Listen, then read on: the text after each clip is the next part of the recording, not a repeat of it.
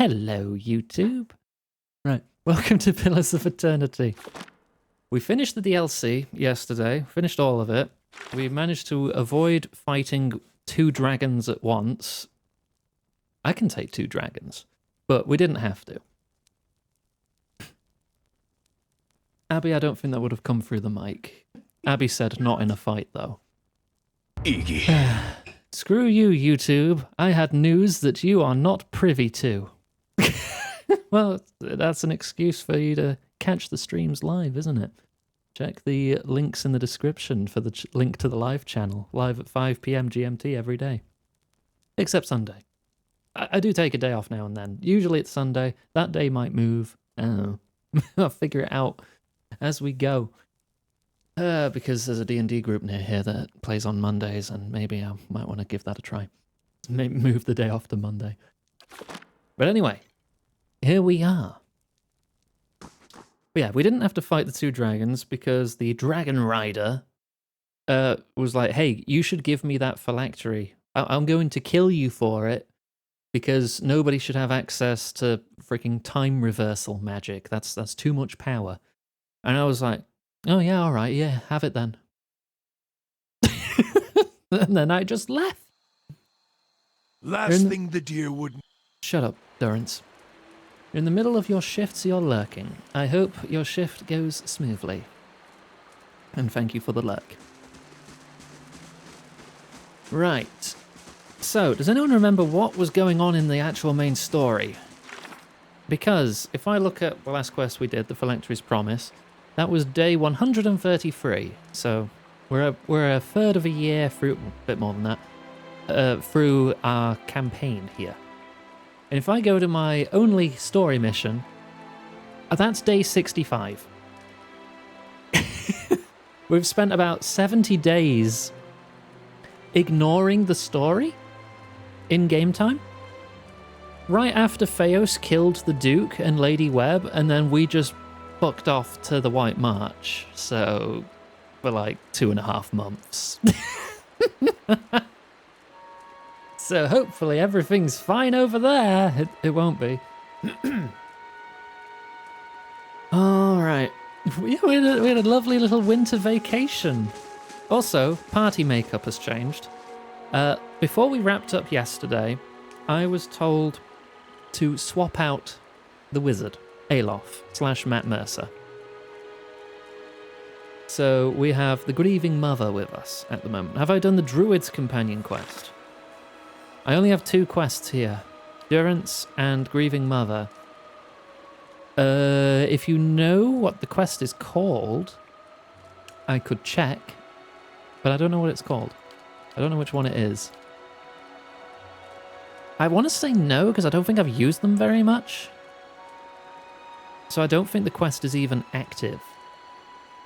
But I don't actually know where it starts or how to do it. Do you want me to go put them in the party? Oh, I don't want to swap out someone else. I mean, druids can heal, right? But we've got Durance's quest too. Oh, we actually still need to rest. You have a wrenched knee. Or we both have messed up our knees. Because I've got my 2 frontline fighters. Actually, can a chant? But you're not a chanter, right? What are you again? Cypher, that's the word. Kana's the chanter. Because I want to keep you with me. Do we drop Sagani for a druid? I mean, druids can summon things in fights, can't they? She still doesn't have a name? No, she can't talk. She is literally just Grieving Mother.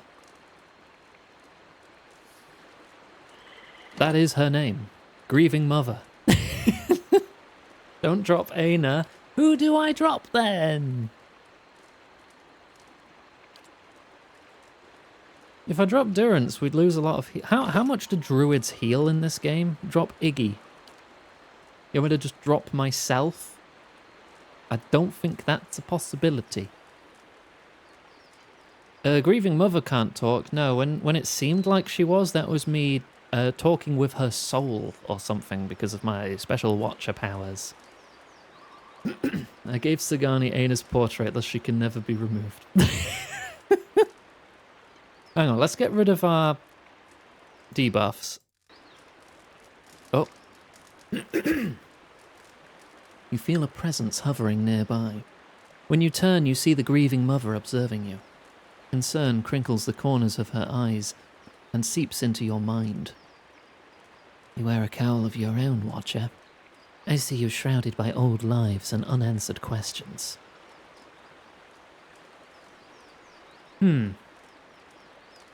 Can you see any details of my past lives? She closes her eyes and you feel her energy directed inwards at you. She searches your mind, your memories, and parts of you that feel numb and still. She is as gentle as a mother with a newborn. Finally, she retreats. I'm sorry. Whatever secrets your soul hides are not present in your mind. Well, I've been feeling them more and more of late. This is why we journey together, that one may draw strength from many, and that much may be mended by the purpose of one. As she peers at you, her brow seems creased with a new kind of anxiety. Your obscure past. Does it trouble you? Nah, whatever I've done, my decisions now matter more. She nods. Valerie. Water. And I will have it. Stop slouching. Thank you. Are you just doing that whenever you hear me clear my throat? Because that's allergies, not thirst. You see, I'm actually allergic to dust. And the thing is, dust is everywhere, at all times, forever. So, my life is suffering. No, you just hit it. Okay, fair enough. Yeah, let me just go into a tirade on why I'm suffering. It's fine. It's fine. I just clear my throat a bit more than most. I admire your clarity, Watcher, and I hope I may help prepare you for the decisions ahead. She retreats from you, fading into the background. If you did not already know she was here, you suspect you wouldn't notice her at all. Yeah, she's very good at just blending in with her surroundings and just not being noticed. Got it. Just like, what was that one basketball anime?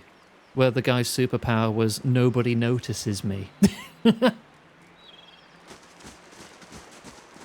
Right, we still need to figure out who we're swapping out.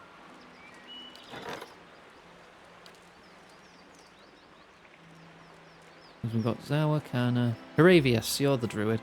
Level 7. Oof, I hope you get some levels when we pull you in. Yeah, I can't remove myself. Farewell. I'm putting Aina away for a bit. I'm sorry.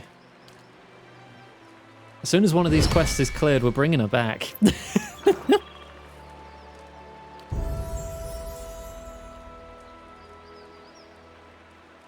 Doesn't really look like Geoff.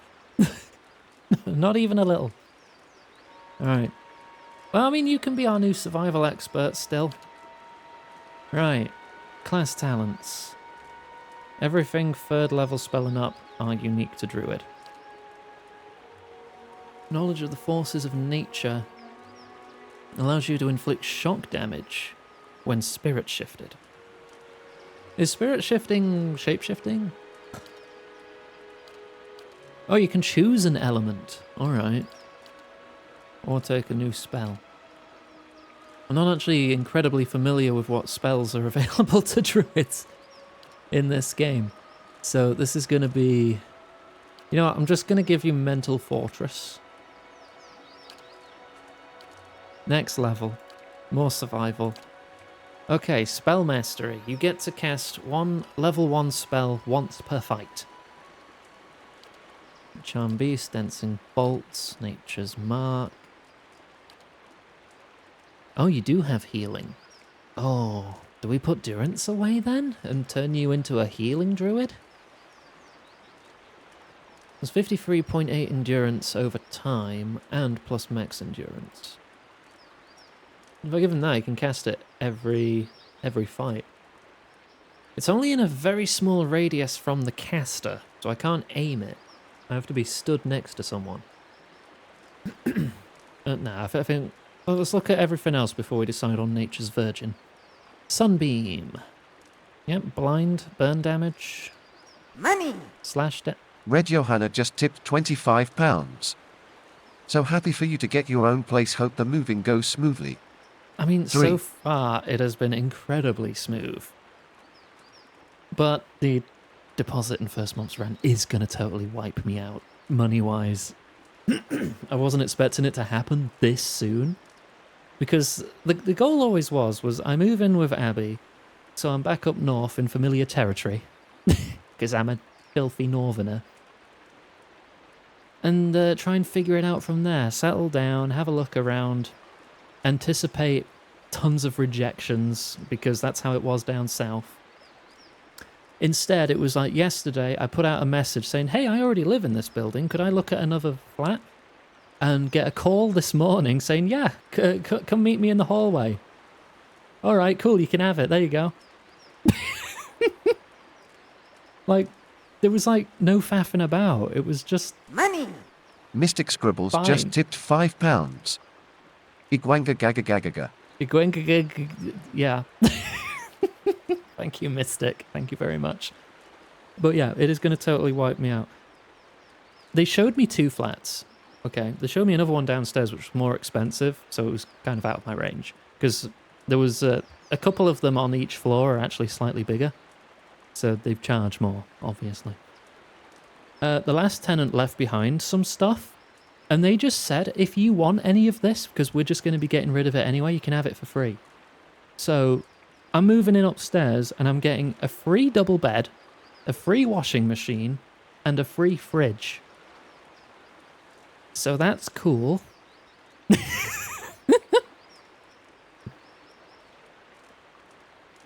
Yeah, because they were just going to get rid of it because it was the last tenant's stuff that they just left behind. So I just get them for free. That's going to save me so much money. I will need to get some kind of shelving unit for all my games and books. Maybe a table and chairs to play board games on. And a wardrobe. That's about it. Double bed to cuddle Abby in. To cuddle all my friends in. I don't play favourites. I'll cuddle all of you. You see, I'm big gay. I'll cuddle anyone. Right. Alright, we're picking spells for a druid, aren't we? Tanglefoot. You need to send you a crate to smuggle yourself back there. Vile Fawns and Winter Wind. You know what? I give you a free heal. And you also get some other spells. Those sure are spells. I'll have to figure them out in a bit. I'll give you level 6 lore, then you can use level 3 scrolls. Save the rest of the points. Actually, no, I should make you at least slightly athletic. So you have level 4 spells now. I'll give you a bonus 4th spell. Why not?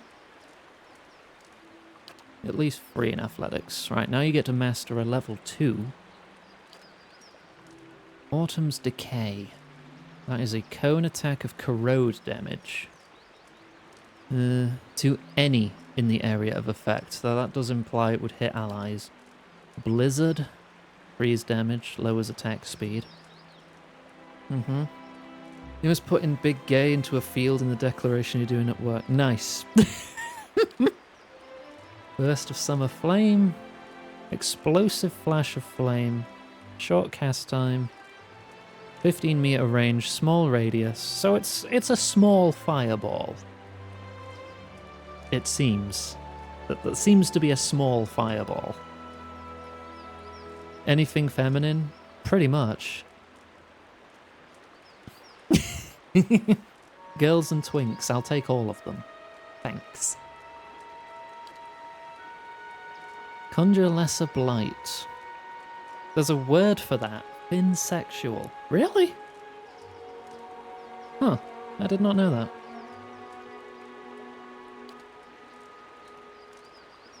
Then again, I have been known to like the occasional art piece of a muscular lizard man, so...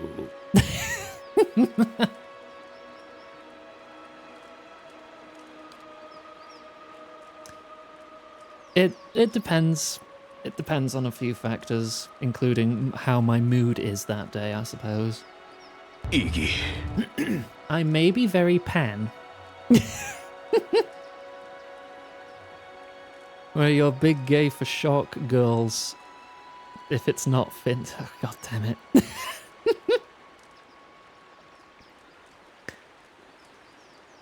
Insect swarm. Reduces concentration. And concentration is interruption. Makes it easier to interrupt. Taste of the hunt. Raw damage. Caster's melee weapon becomes an instrument for hunting, dealing raw damage. I kind of want to give you a ranged weapon. Honestly. And then you can be a healer with, like, a bow. Wood skin.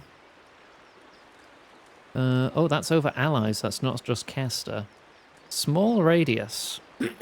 So if they're stood right next to you, we get damage reduction for piercing, shock, burn, and slash. Not crush or frost. So if anyone's using a hammer, it's not going to do much. You know, I'll give you the little fireball. Okay, level 12. 11 survival.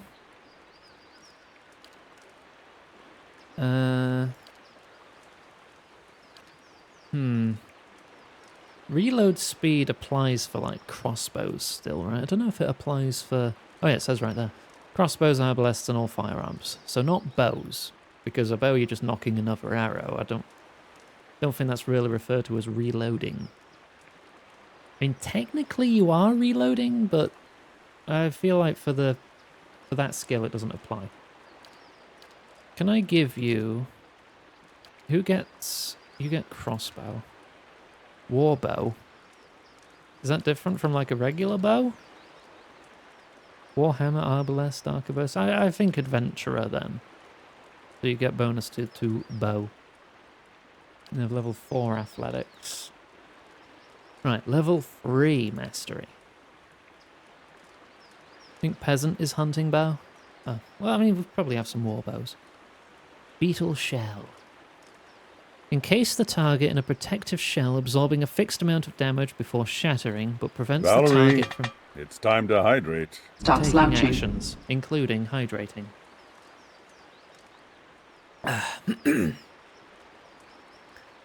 100-point stasis shield for 37.5 seconds. That's good if I need to protect someone who's about to die. Is it good enough that I'd want to do it every fight? Probably not. Thank you for head pat. This is a level 3 spell, so he does know these spells. This is just which one do you want to cast every fight? And I have taken a lot of damage from the infestation of maggots from enemy druids in the past. So the more wounded a target, the greater damage this deals to them. It's a foe AoE, 10 meter range, 1.6 radius. 10 damage by percentage of endurance lost. Over 25 seconds. Maggots all around. Nature's Balm. That's another healing spell over time. Oh, I did want to make you a primary healer. Returning Storm. Strike a random single enemy in the area of effect periodically with bolts of lightning that stun and deal shock damage. That sounds nifty. Also stuns, yeah. That's Purge of Toxins. Makes you immune to poison. Fair enough. Spreading Plague, Hobble and Weaken. Jumps across targets. Stag's Horn. Pierce damage. Okay. Twin Stones. Throw Rocks. It's the Throw Rocks spell. I am leaning to Returning Storm, honestly, at this point now. I'm taking Returning Storm. Lightning Bolt, Lightning Bolt. Level 40. I don't know how far this is going to go. Yeah, nothing new here. Body control. Paralyze and Petrify are the one, and Stun, I suppose, are the ones I'd want to stop most, so you don't lose the ability to cast and heal everyone. Level 15 is pretty much on par with us now. Hello, I'm Iggy Maid. You may remember me from the Deep Rock Galactic Grab mod and its spin-off, this stream. I've got a very important message. Big, muscular Shork girls. Just imagine it. Are they wet from the seawater, making their abs glisten? Yeah, they probably are. Now you've imagined muscular Shork girls. You're welcome. Yeah, well, now you've got me imagining them too, and it's going to distract me from the stream. Ah! Right, level 4 mastery. Boiling spray. Burn damage. Yeah, it's just hot water burn damage that does knockback. Calling the World's Maw. Summon a jagged rock to stab upward from the ground, dealing pierce damage and knocking prone. Conjure a blight. Okay. Conjure a hailstorm, crush and freeze damage. Channel lunar energy into a localized source of power, regenerating the endurance of allies in the area of effect and granting a minor bonus to all defenses. That sounds pretty good. How do you stop? You can't get anything done now. I like Moonwell. Overwhelming wave. Crush and stun. Form of the Delumgan. Eh? It's a stronger wood skin buff. Damage reduction, move speed, defense for disengage and immunity to stuck. Wicked Briars. Sprout thick, thorny vines from the ground, piercing and hobbling any in the AoE. Not much damage, I guess it's mostly for the hobble.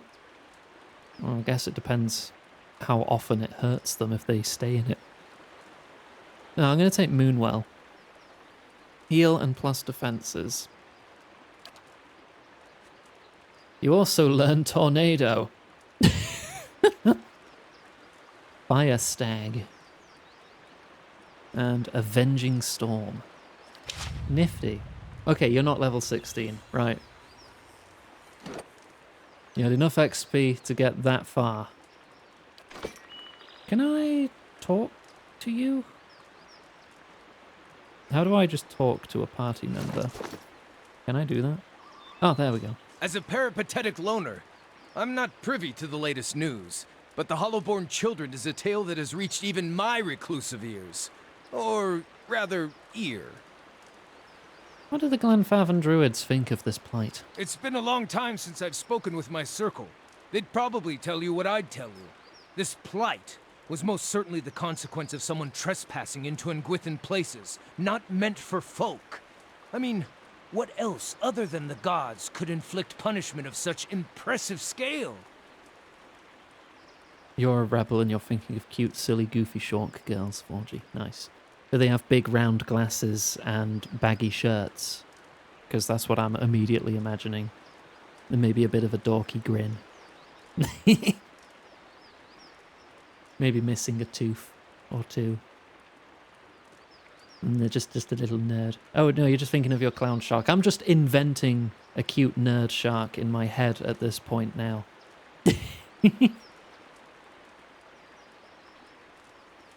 It's just missing one of its, like, upper teeth as it smiles. Shork girl in poofy sweater. Oh, anyway.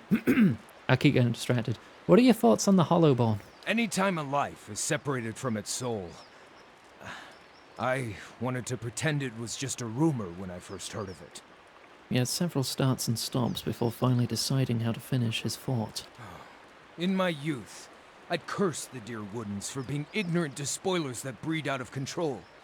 But soulless babies?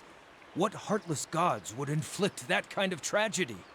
No parent or child deserves to be a part of that horror. Haven't we resolved this? Because I'm pretty sure I turned off all the soul-sucking machines. But yeah, let's go. We can speak another time. Lead the way. Right, so you're a caster. I'm going to put you there. What? Ah, but your spells are also really good. Need something? Okay, so we have 3 casters. Me, who's got a shotgun, and then 2 frontline fighters. I think we'll be fine. Tell me. We probably out-level the content at this point, honestly. I think we need to be in Elm's Reach. It's been 25 minutes, we're getting started. I need to talk to him about his spirit form. Did I have that as an option?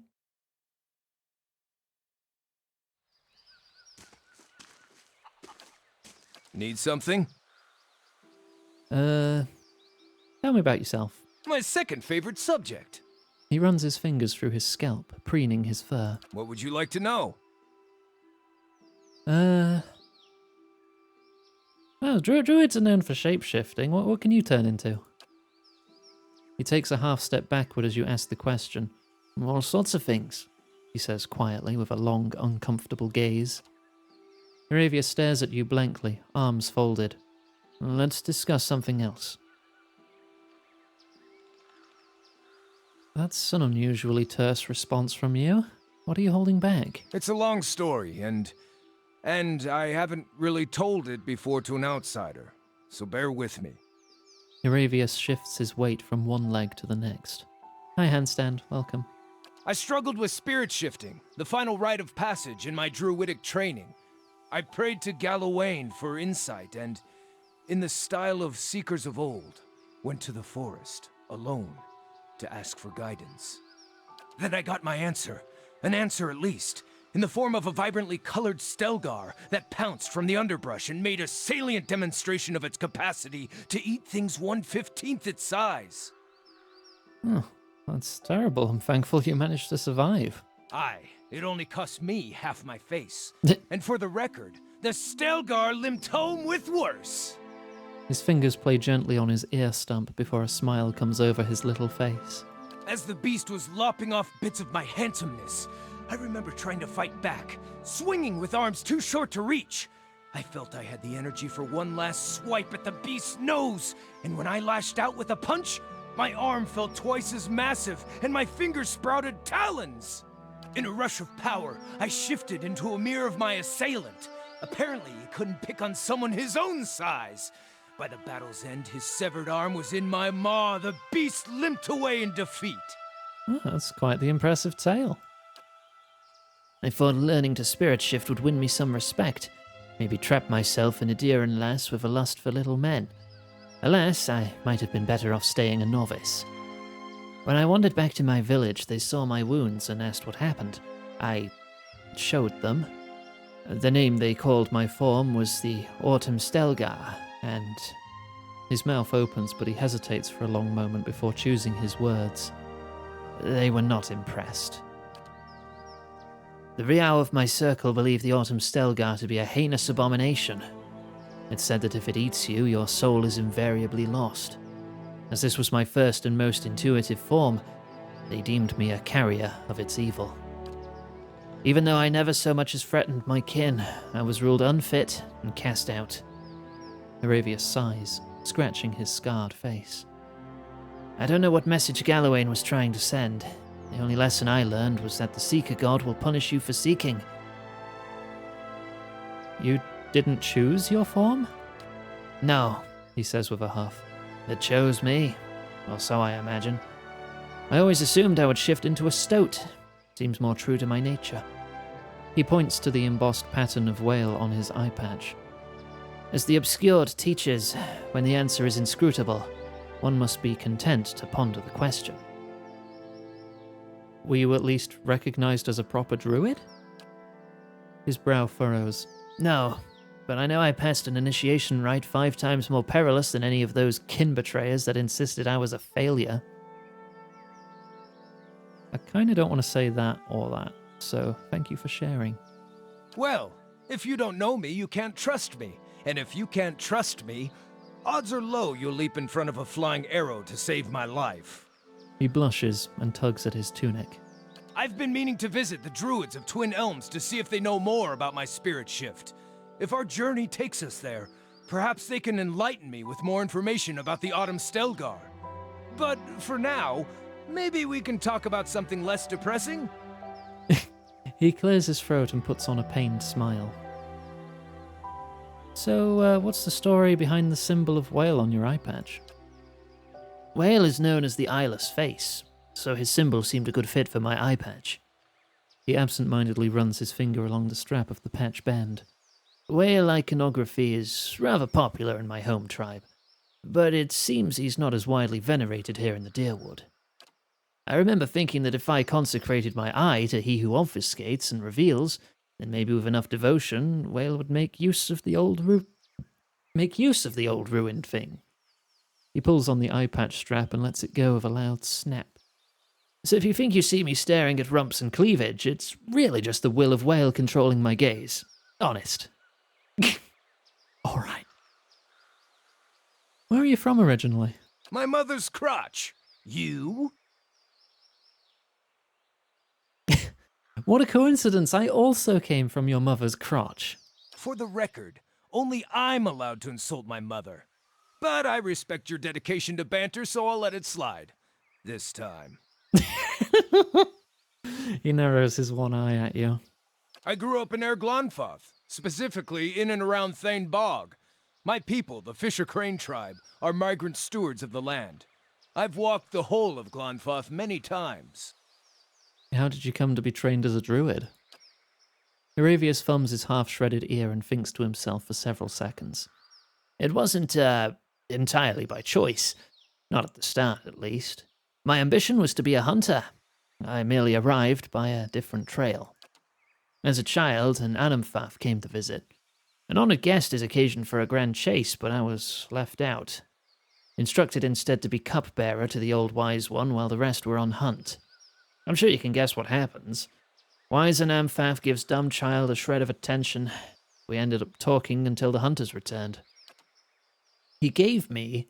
His hands dart across his body, scouring the pockets and folds of his tunic. This. He presents a rusted iron medallion fashioned in the likeness of a hound's head, a common icon amongst the frontiersmen, explorers, and other seekers faithful to Galawain. The Anamphaf insisted I be trained, and none in my village would defy him. Now, he smiles broadly, now I don't need a bow to hunt. So what's your relationship with Galawain? I was raised as a disciple of the Seeker God. He is the champion of the hunt, be it the simple struggle for sustenance or the scholarly pursuit of knowledge. In my older years, I found... He cuts himself off, shakes his head, and starts again. Life has shown me I'm more suited to the ways of Whale. The furious hunt for knowledge often outpaces the journey to real understanding. Can you tell me more about Galawain and Whale? He stares at you blankly with his one eye. Oh, not sure what more there is to say on the subject. Unless you were itching for a religious debate. Nah, let's continue We on. can speak another time. Find a druid who knows more about the Autumn Stelgar. Okay. Do we have any... No events pending. All good. Right, so double check here. Speak with Delemgan at Ter Evron in Elm's Reach. And that's up there. If we're allowed in. Hang on, I might need to edit our formation. I should be there. Yeah. I need to be relatively close to the front so I can spot traps.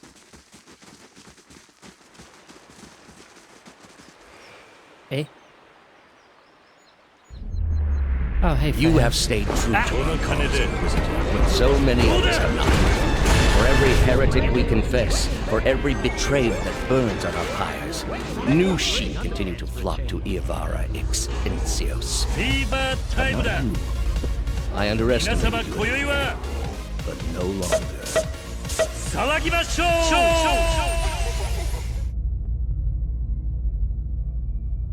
High cost. I'm not dead. I'm not dead. I'm fairly resistant to blunt force trauma these days. Thanks to cost. Thank you so much for your sneak attack of 50 gift subs. Hey, Val.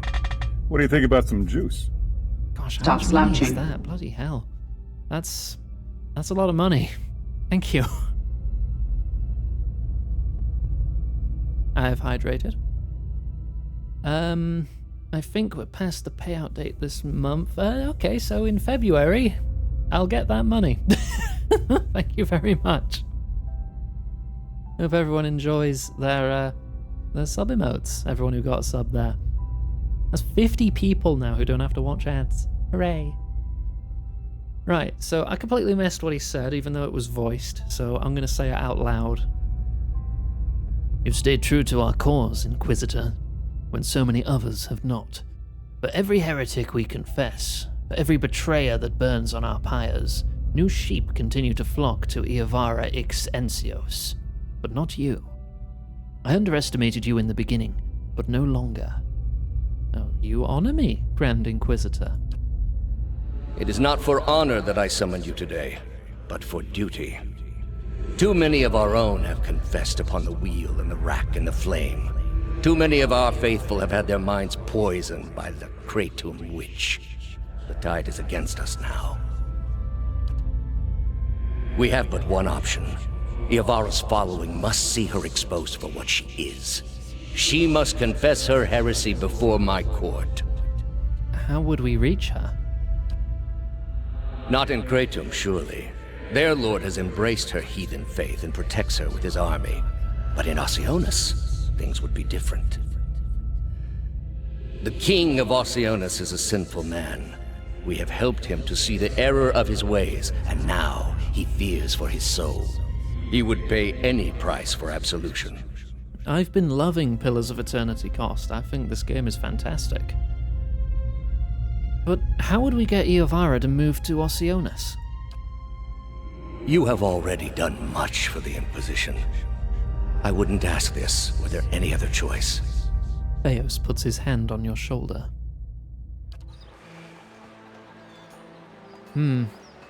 Also, one thing, before I forget, you're not equipped. So let's resolve this. Right. So what's my best warbow? The Sabre Marie. The one that confuses on crit. Or we also have Persistence, where grazes turn into hits. Deal extra damage over time. Damaging free. This one's exceptional though, so yeah, you can have that one. So that will be your main weapon. Your backup is a wand? Druid? You could have the greenstone staff. There you go, you get an artifact.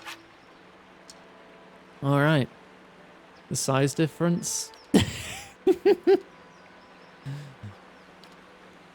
We do appreciate a bit of size difference now and then, don't we? Fine leather armor. Remove. So leather is light. No, leather's medium. Okay, so what's my best medium? The golden scales? Negative stealth. Oh no. Ranged attacks reflected. That sounds pretty good. Oh, look at your little fluffy little bird. Right. Now, what are we equipping? What's a druid's important stats? Int? You're pretty balanced. That's kind of boring. Let's see. What have we got? Might and resolve. Dexterity. Reflex and defense. No vote. +1 intellect ring. +2 intellect necklace. Also plus resolve. And perception and light endurance. So many braces of deflection. Belt of con, sure. Bit of con is good for everyone. +15 attack speed, I guess. We need another ring. Plus ability area of effect. Yeah, I think I'm actually going to give you that. Plus move speed. Reflex bonus. Defense against prone and push. Unarmed damage. Yeah, no, that's not for you. Armor speed penalty. Damage reduction and wild sprint. Stealth shoes. Con shoes aren't going to do anything because I gave you the belt of con. Yeah, I'm boosting their intellect a little. I might have a hat that gives intellect. Do I? Yes, I do. Actually, but that's +2, and that is also +2. So that's not going to do anything. Con and survival. You wouldn't get the con, but you'd get the survival. What's optimal here? If I give you the hat, I can give you a different necklace. 3 casts of sunbeam. Damage resistance to burn. Unconquerable. Plus intellect when endurance is above 50%. I don't think it being conditional makes it stack.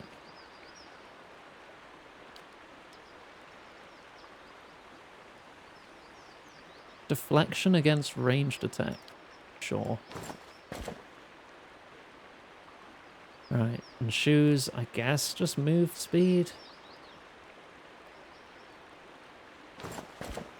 Right. Potions and such. You can have some of the spider figurines. So you can summon stuff. It's once per rest on each of them. And I guess some health potions. Well, endurance potion. If you want to be specific. You can have some too. You have 6. You have 3. Now you have 5. There you go.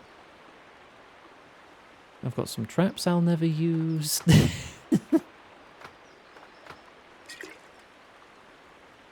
Flame shield. Okay. That'll do. Probably. Oh, I need to bind this to you, don't I? There you go. It's yours. Deal damage to beetles. Or just damage to enemies. Is this a hit people with staff? I mean, it does crush damage over nearly 2 meters, so I assume it is you bonk people with it. I was hoping it would shoot stuff. No, I mean, you still got a decent bow to fall back on. I could make it legendary. That would take both my Kraken eyes. Oh, if I'm gonna make something legendary, do I really make it your thing? I can only do this once. I doubt we're gonna find another Kraken anywhere. But it's not like I can do it with this, because you can't remove enchantments, can you? So I can't give it to my cool shotgun. Maybe I'll find another shotgun down the line. And it would be better. Got it. And then I can make that legendary. Let's save after all that management. Right, now we can get on with it.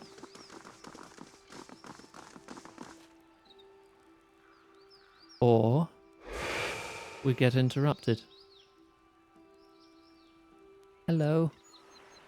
2 identical women seem to fade into view as they move away from the great trees that camouflage them. Their skin is tree bark, ridged and scaly, wreathed in a curling tangle of roots, buds, and blooms. Their hair hangs beneath the shade of serrated leaves like the drooping branches of the elms above, and the pupils of their eyes are encircled by hundreds or even thousands of concentric rings, as if to mark the accumulated wisdom of millennia. Turn around, flesh creature. Outsiders are not permitted to approach the elms. One of them extends a snarl of roots towards you that snakes and twists together to form something like an open hand, palm down. The other stares at you unblinking, and as her frown deepens, her face creaks. Do you not feel it, sister? Something familiar. An ancient soul, like the other one. Another defiler, no doubt. Let us fell her and be troubled no more. It would pay the debt of her predecessor. So it would seem, Rhiannon. But we must not hasten to judgment. I see a different motive here. Different questions in these eyes. What of it, young trespasser? Is it as my sister says? Or are you here to stain this place with foul deeds? I seek a man who came through here. It sounds as though you've already met him. There, by her own admission, Cedar. Really, sister? And you wonder why your leaves begin to fall out before midsummer. Clearly that man did not want to be followed. Whatever the relationship here, I suspect it is anything but cordial. Rhiannon opens her mouth to respond, but all that escapes her knotted lips is an exasperated rustling sigh. Cedar turns back to face you. The answer is yes, old one. We crossed paths with Theos not long ago, and we can tell you where he went. But I find it curious that anyone would seek him out. Suspicious, even. If we are to help you find him, we would know why. Stopping him might end Waidwin's legacy. So that is the reason he passed this way. This is low, even for the Leaden Key. I told you we should have confronted him, Sheila. He has Sheila. always been a poison. Alright. It would have been the last thing we ever did, sister. Who can be said to have ever gotten the better of Theos? Yes, but imagine how much fun it would have been. Can't you just picture him all strung up in vines like an angry little puppet? But that's not what this is really about, is it? You are bound to that man.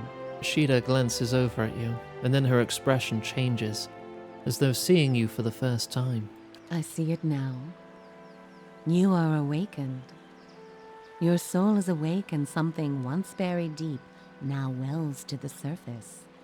Past overwhelms present, closes in around you. Your time has nearly reached its end. I just need to get to Theos. I am sorry to tell you this, but Theos cannot give you what you seek. Nor can any man. An awakening cannot be undone, any more than your past can be undone. What'd she mean? I thought Maywald said... We did not come down this road together to be refused passage by a pair of talking saplings. To be chained to such a pest. Her face is pale, her eyes hollow. A bitter and grievous thing, Watcher. So this has all been for nothing, and I'm going to lose my mind. The soul is formless without a past to shape it. Did you truly expect to be able to wipe it away? I'd rather have tried to put things right.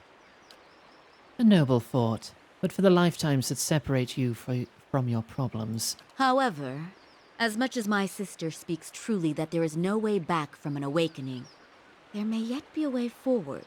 Would you agree, Shiva? Shifa. Okay. But I'll never get used to these pronunciations. I would. Were the way not so likely to end in death. You underestimate me. Or perhaps you underestimate your foe, I have old killed one. dragons. Where your soul is renewed in its ignorance in each span of your life, his only grows in cunning and resolve. The man Theos you must already know by now. You are linked by a common past.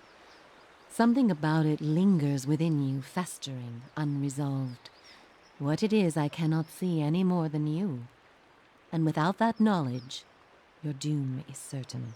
I mean, even beyond dragons, I've attacked the servants of gods and even resurrected one. But were you to learn the source of this discord, perhaps it could be put to rest.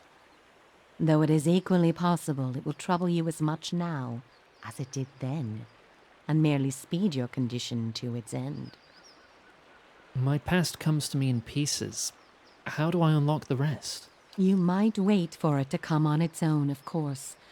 But when it comes, it will replace your sanity's last breath.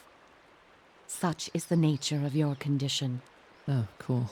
Or you could learn it from someone who already knows. Theos. Would he remember? It is said the gods made his memory perfect. that he may never forget his charge. If he ever knew, he still does.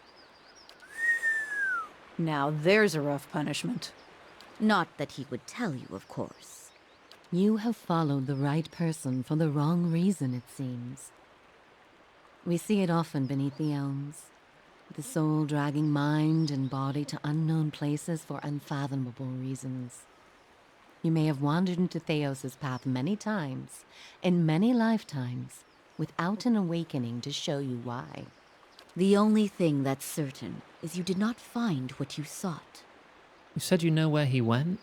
He has gone down beneath the tower to a place older than we, where the people of Engwith once walked.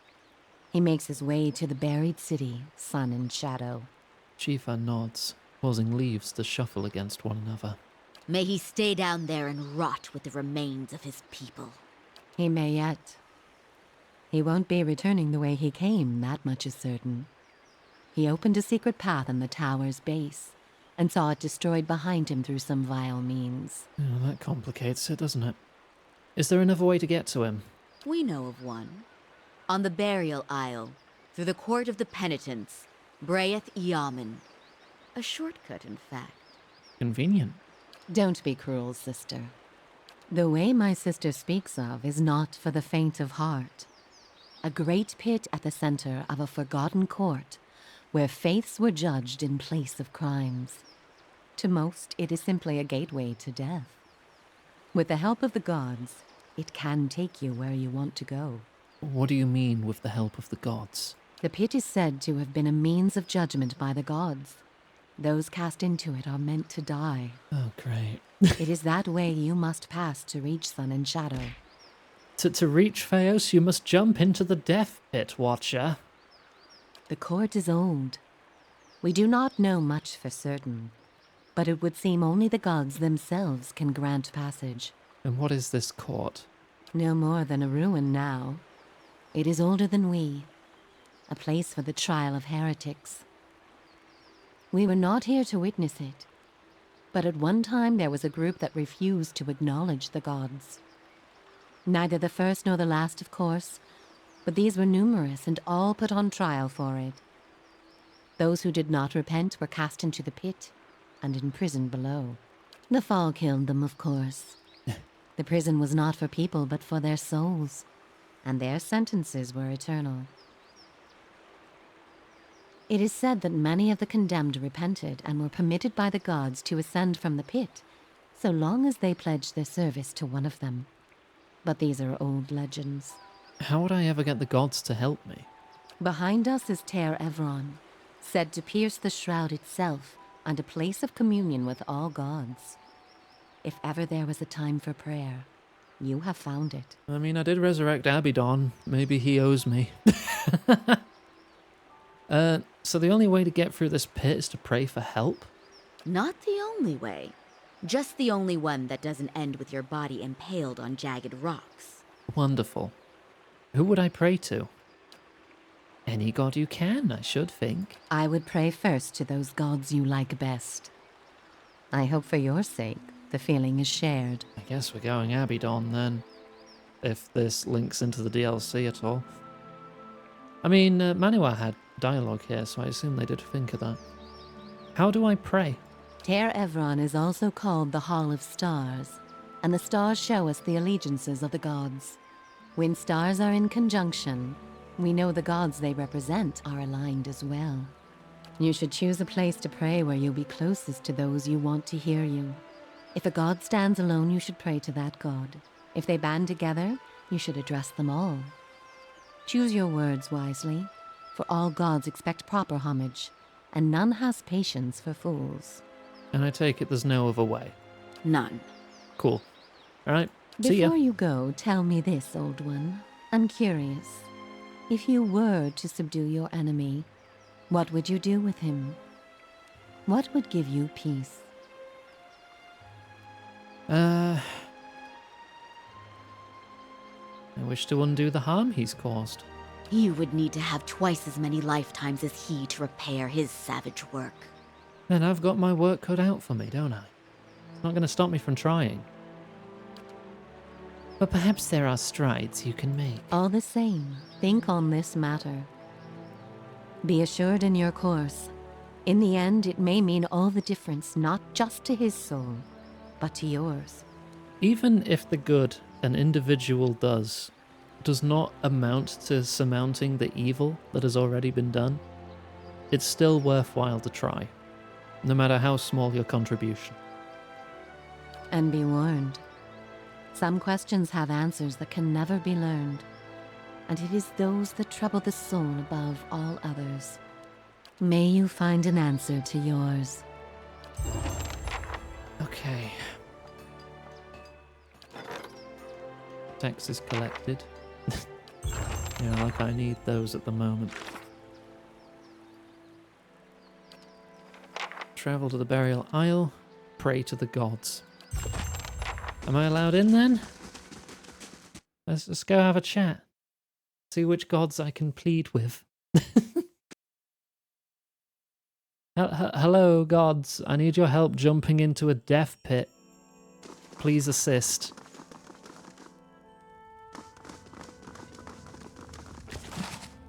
Various books.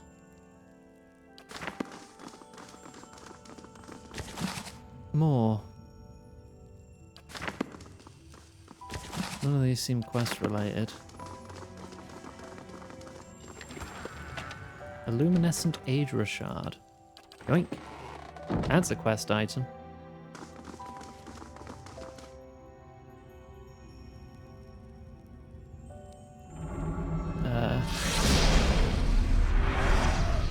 This place is one where a spirit may heal itself.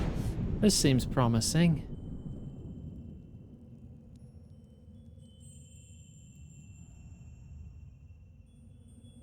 Abidon.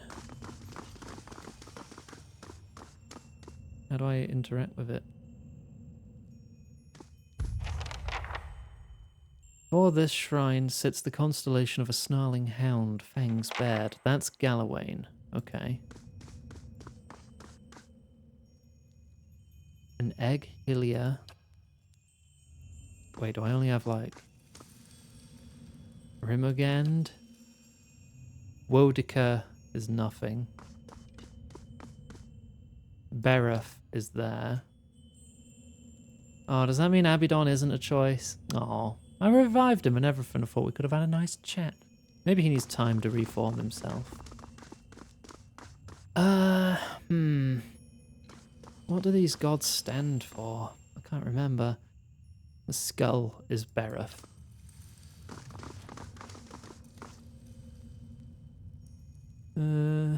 Beast of Winter. Maybe I'll just go Galawain. The Hound's Head. Chat with all of them. Alright, let's pray to Galawain. Kneel before the shrine and prepare to recite the ritual words. What? What ritual words? There's ritual words? Hang on, maybe one of the books in here has that in it. Let me just throw them all in my inventory and just check whichever one ends in the quest section. Oh, that's the gift bearer notebook. Okay, cool. None of them are quest books. Sick. Right. Book of the Hunt? Thought the Way of Galawain. That's a lot of text. Learning to hunt, please, Galawain. I told him yes, but added Galawain would prefer that you hunt to learn. God of the Hunt, right? So... why are you announcing them?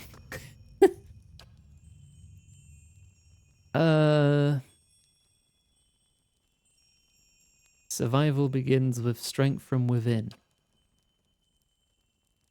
The air around you stirs and a gust of warm wind blows across the back of your neck. You catch the faintest smell of wet earth. As you kneel in front of the shrine, you feel yourself pushed forward. You catch yourself on your hands and knees, feeling warm, damp ground beneath them. Looking around, you find yourself crouched in a clearing in the middle of the woods. The smell of dirt hangs heavy in the air. Behind you is a darkened room filled with candlelit shrines. Ahead you hear the howl of some kind of hound. You feel certain this is a vision, but the hairs on the nape of your neck still rise. Oh, the scent of sweat, fur, loam, leaves, the discordant howls. I believe Gallowayne's herald approaches. Aravius breathes in deeply, his eye closed and his head dipped back as he smells the air. His eye opens as a smile settles across his face. His voice becomes equal parts excitement and dread. Hi, I'm here to seek your favor. The howling beast falls silent, and you hear a rustling in the foliage nearby. Something is watching you. Awoo. The beast bays in response, its voice high and clear. The thick undergrowth shivers with movement, and heavy paws pound the wet grass. You're not certain if the creature is hunting or leading you, but you instinctively give chase. As you tumble through dew-speckled bushes and clawing brambles, each stride feels longer than the last. You draw lungfuls of crisp, clear air and feel your energy renewed. The rhythm of your stride and the thumping of the beast's paws drive the blood thrumming into your ears. You speed ahead, following the hound's cries, when a split-finger pine crashes to the ground in front of you. Thank you, bird. Good afternoon, Iggy. Hope you are doing well today. I'm doing very well, thank you. I hope you are too. A massive bear lunges into the gap and roars. It catches sight of you. You turn and race in the opposite direction, leaping over the fallen tree trunk. Pine cones crunch underfoot. The bear is right behind you. Shia LaBeouf.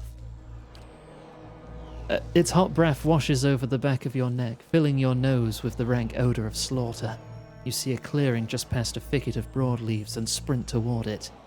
As you break through the foliage, you see a massive lioness curled up in the clearing in front of you. With a last burst of energy, you divert your momentum and hurl yourself into the bushes.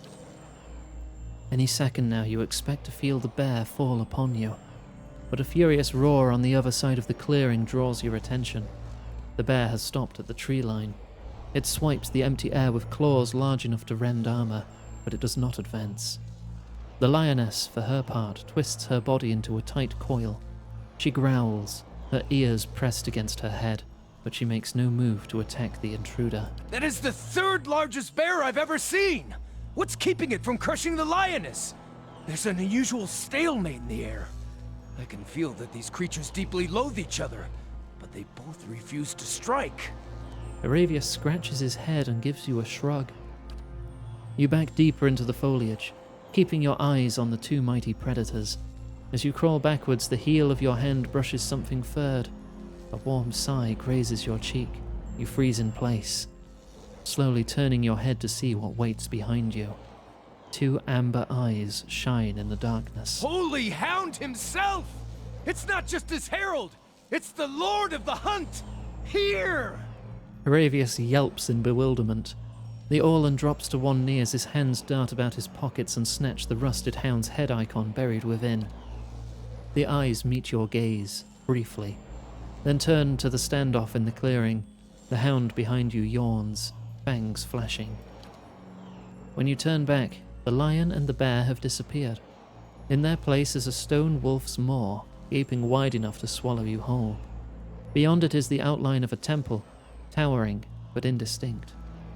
Blood must feed the maw, Watcher. See that a true champion reigns. Travel to the stone maw in the vision. Do you want to Need chat about something? what we just saw? May I have a moment, my Watcher friend? I'm excited we'll be going to Twin Elms. We're already there. Nervous, but excited. Aravius, we're like literally right there right now. Without waiting for your reply, he rubs his hands together and steps in close, lowering his voice. Why the mixed feelings? It's, a matter of, trepidation, maybe. I was never a well-accepted member of my own circle, and I'm fairly certain I'll find some way to make an insult or give offense. His eye looks away from your gaze and he blushes. And for all I know, The druids of Twin Elms are in contact with the Hawk and Ivy Circle. The Fisher Crane tribe isn't often this far northwest of the bog, but word of my ostracism could have spread. I've spent years coming up with new reasons to put it off. About time I go there and see what Wal wills me to Wal. It's pronounced Wal. Okay. He chuckles to himself. see. Need something? No, we're We good. can speak another time. I need to find this thing.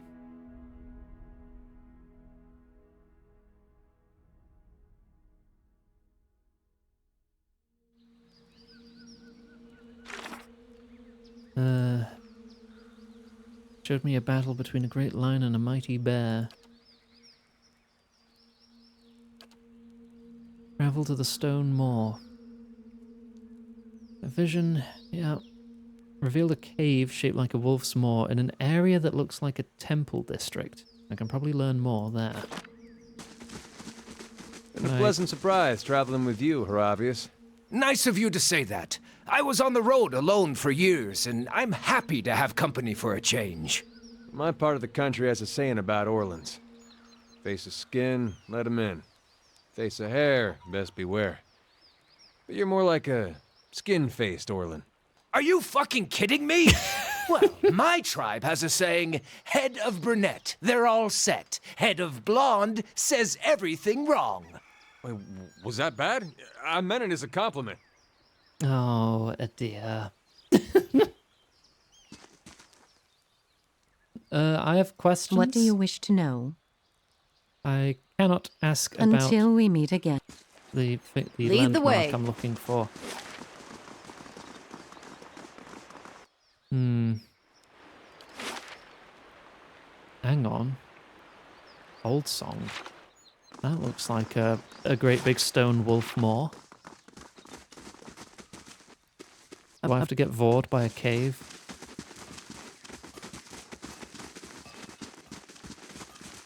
I'm just gonna steal these mushrooms.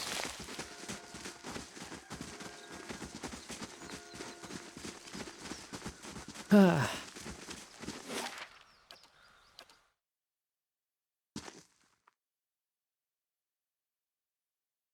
mean, a landmark like that should stand out, right? Shouldn't be too hard to find. Especially if we have the full map. Yeah. Gallowayne's Moor. Okay. I guess that's where we're going.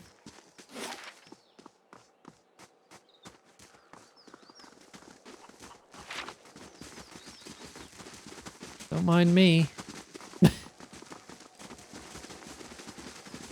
Hounds. Loyal to a fault without a mind of their own, and a crack of your staff sends them whimpering. What better symbol for Gallowayne could there be? Time to get eaten by a cave. Like, legitimately, I can't play anything these days without me ending up in something's mouth, even if it's an inanimate object.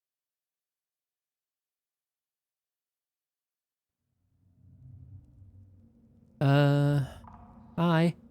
The viscous liquid gives off a sharp, metallic odor. Oh, is it blood?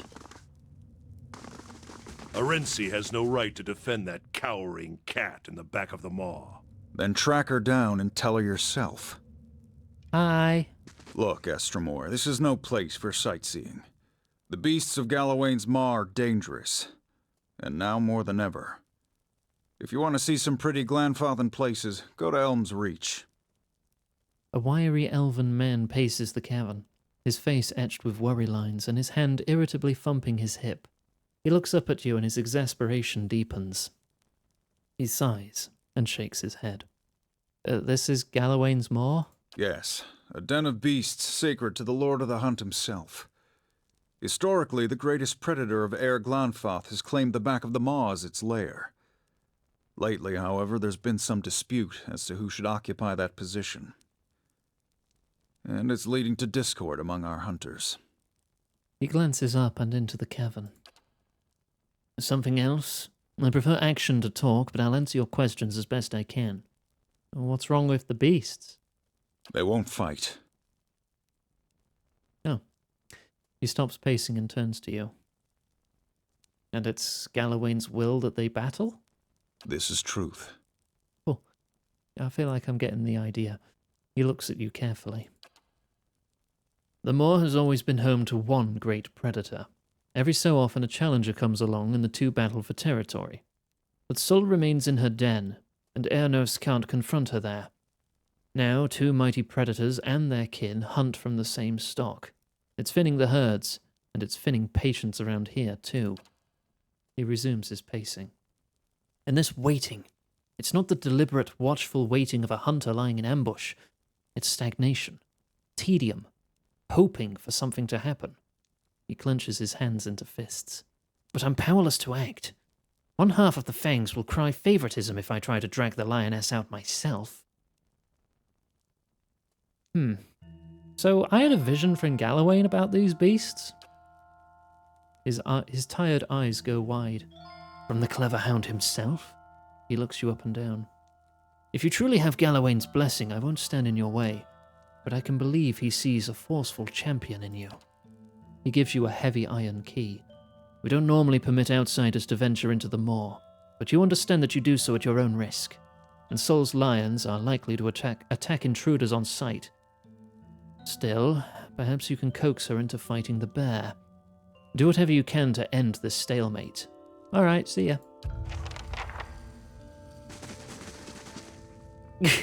In I go, I guess. The remains of a broken bridge, long collapsed, lead to a deep chasm. The other side of the bridge pierces through the mist at the far end of the chasm, hanging precariously over the steep fall.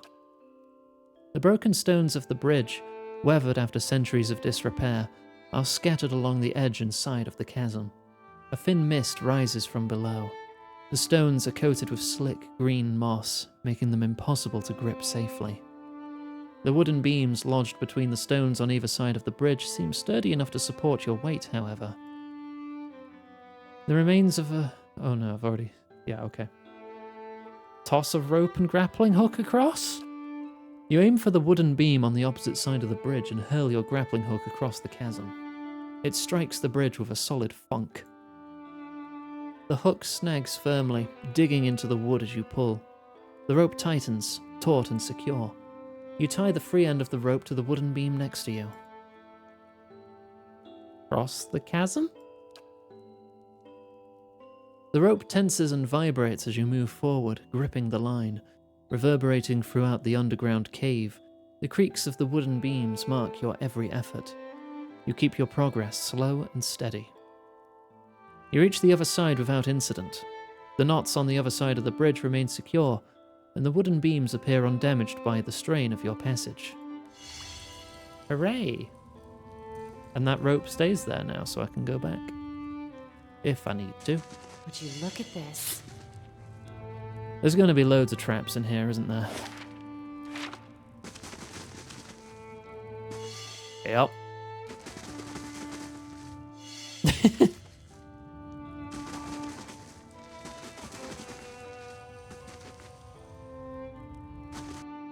Ooh. That's a lion. Quickly and quietly. That's okay. Approach with shotgun. Detonate the lion. Oh, okay. Lion clansman.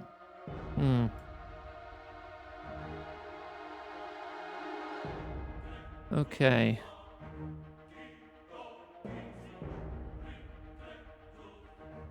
You hold back a moment so our other tank can get through. Tank, please. Okay, the lion is no more. It got introduced to a shotgun for 69 damage. Jump.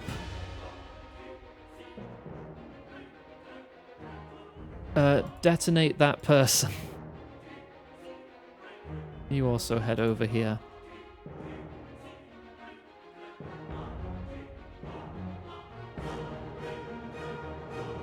Get a burst of summer flame going. I will switch to my crossbow and do a sapping attack on the on the druid that transformed. You have landed. Do your spin to win.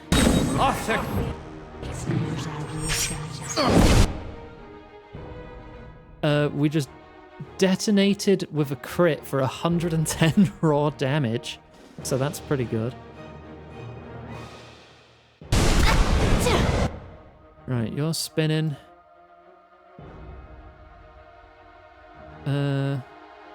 Bounce from enemy to enemy. Yeah, cast that. Did I stun them? I did. 9 seconds, nice. Try to stun another lion. You will... what will you do? You can do that once, but rest. Just drop a column on them. Actually, you don't even need to. Now there's only one left and he's stunned. Yeah, no, we're good. Alright. That went smoothly. Her resting focus is 52. We can just open with a detonate every fight. Damn, ciphers are cool. Maybe I'll be a cipher in Pillars 2.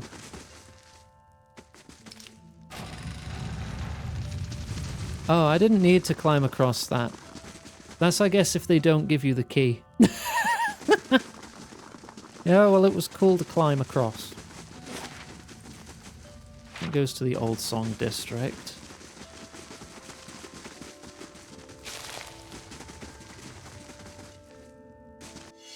Oh, hidden treasure. What is that? A gem. Thank you, a topaz.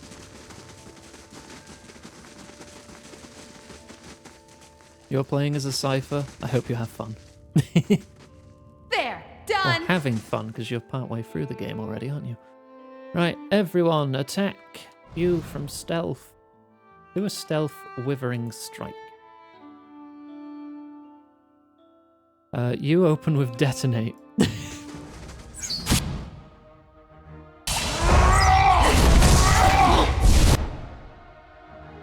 Grieving Mother detonated the clansman who exploded.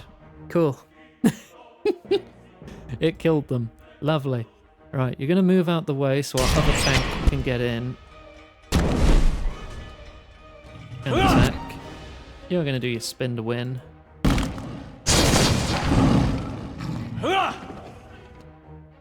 And everyone else is just going to shoot it.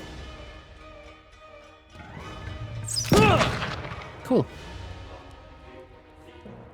You almost killed a deer. Oh no. I'm here. Oh.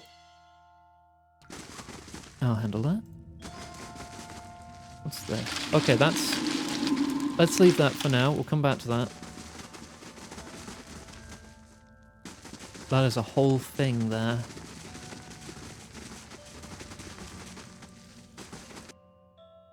We have more enemies still to deal with. Quickly and quietly.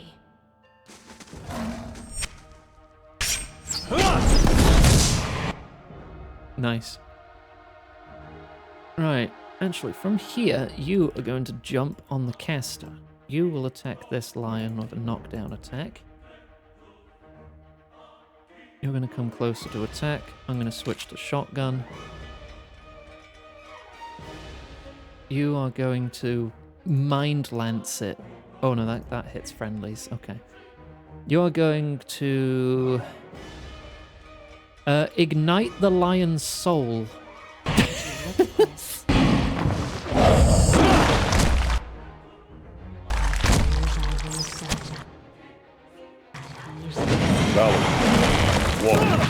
Stop slouching. Okay, I'll disarm the trap while you handle all that. I'm sure you've got them. I will have a drink as well. Ah, thank you.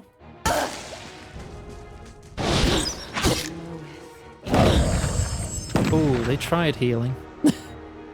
Tried. Ooh, a deer's shield leveled up. Can taste of the hunt on hits and crits. Just deals extra raw damage, which was restored as endurance. Yo.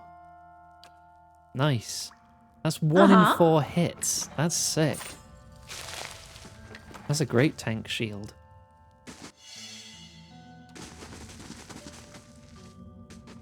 Artifacts were just introduced in the DLC, right?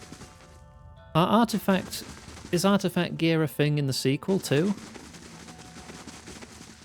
That needs a different key. Okay. You're blank? Wait, what? What blank?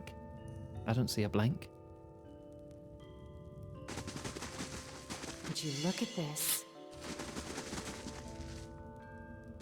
The name of what? What? The redeems, I only see a hydrate.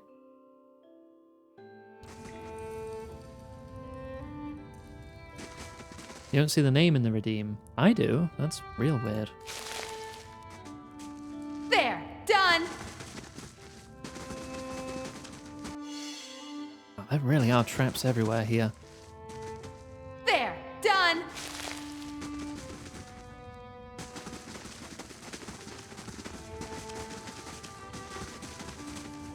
Oh. Elder lions. Oh, there's the other side of that wall, so I guess I don't need to go through it. Hello. That is a large lion. You sent me a pic. Alright, let me have a nosy. Oh yeah, it just says redeemed hydrate. Huh. That's really weird. An elven woman intercepts you as you advance into the lair. Behind her is the largest lioness you've ever seen, a sleek beast with fangs as long as carving knives. The woman blocks your path to the lioness, seemingly at ease around the monster. This is Sol's domain, Estramor. A test of your reflexes! This is Sol's domain, Estramor. She shall not leave it for Ernos or any other challenger. Why does Sol refuse to face Ernos? Ernos is welcome to confront her here, as many challengers have in the past. What the bear's supporters want is for Sol to leave her lair and fight in the open, where he has an advantage. But why would she? Why should she? If Sol has an advantage here, it's one she's earned. Would anyone expect to blunt the bear's claws in order to even the odds? The Lord of the Hunt gives unique advantages to each. It's not for us to decide that some of them are worth less than others. The lioness gives a low growl, and Erenshi smiles. Also, Sol has recently given birth to cubs. They're small now, but when they grow they'll be mightier than either Sol or Ernos. But if Sol is killed in combat, that bear will tear her young to shreds. Such is the way of the wild. Her legacy is too valuable to perish this way. If we truly want the mightiest of beasts in the moor, then her cubs must grow to maturity. So what are you doing here with the lion? She looks at the lion with something between fondness and admiration. Defending the rightful champion of Galawain's Moor. Ernos' supporters would have her ousted in favor of a bear that isn't strong enough to come and seize this territory on his own. Yeah, no, that makes sense. If this has always been the traditional fighting ground for those who want to take their place, then why should the lion leave? Yeah, I'll deal with Ernos. Good. That bear isn't nearly as strong as Aindon and his followers think. If someone were to prove just how easily that bear can be killed, that would cure every one of their delusions about it. Aravius glares at you with a worried smirk. I wonder what Galawain will think of all this. His great lioness gets someone else to deal with her challenger? He falls silent for a moment before becoming instantly cheerful. I would love to watch someone other than me offend the Seeker God. Can't wait to see how he tests them for the lack of decisiveness. Gua? Oh, the bear's over there. That is a big bear.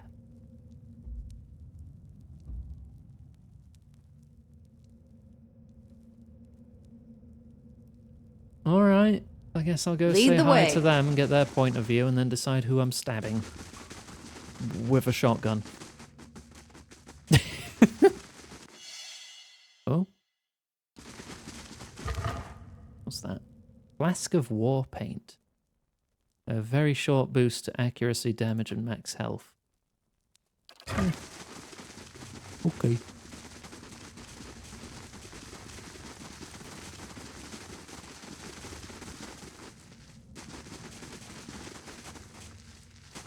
Hi. Come to see the great Oernos, Estromor? Oernos. He's back from his hunt. Unlike that lioness, he doesn't stay cooped up in here for long. Why can't Oernos go and fight the lioness? Because she holes up at the back of the maw, surrounded by her pride and the natural hazards of this place. It's not the proper way to meet a challenger. She's got to come out and face Oernos to keep her claim. Anyway, her prime is past. Putting that old beast down would be a mercy at this point. Nah, if you want to take something's territory, you have to go into that territory. I don't think Oernos here is the rightful champion. If you stand on the side of that toothless old bag of bones, then you stand in my way. Try me. Suddenly bears. Alright, let's get some big spells out here. How about a tornado? Right in that path. You go for him so you don't move. You go for this one. Ah. Thank you, bird. Iggy, cowabunga it is. What's this other spell? An insidious and powerful compulsion to obey the cipher across all enemies in the AoE. I'll try that once combat starts then. As in right now. Yeah, let's see if I can dominate some of the bears.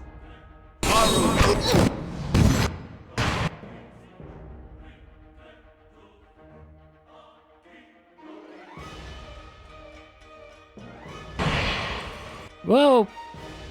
I think I got thrown in the tornado. Whee! I'm okay. I'm okay. It didn't hurt that much. I just went for a little fly. Coalesce tiny nature spirits in the form of a great stag made of flame. Sure. The spirits inside can be made to disperse violently, destroying the stag, but doing fire and pierce damage to anyone caught in the blast. Alright. Can we get a blessing instead? You've got to do your big spin. You can go for an... That's not knockdown. That's knockdown. You're trying to compel the bears to fight for us. I don't think it worked. Oh no, it worked on this elder bear. But not Oernos. Right. You shoot that bear then. This bear, which is now on my side, can I control it or what? I don't think I can control it. Oh, that was a good spin. Okay, now we've got this on our side. With every successful melee attack, makes reduced damage attacks at all other enemies within a short distance. Explode. Don't think I need to explode just yet. You go get that far one.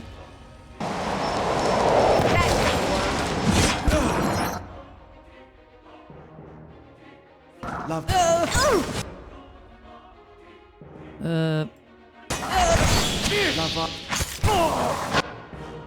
This is going well.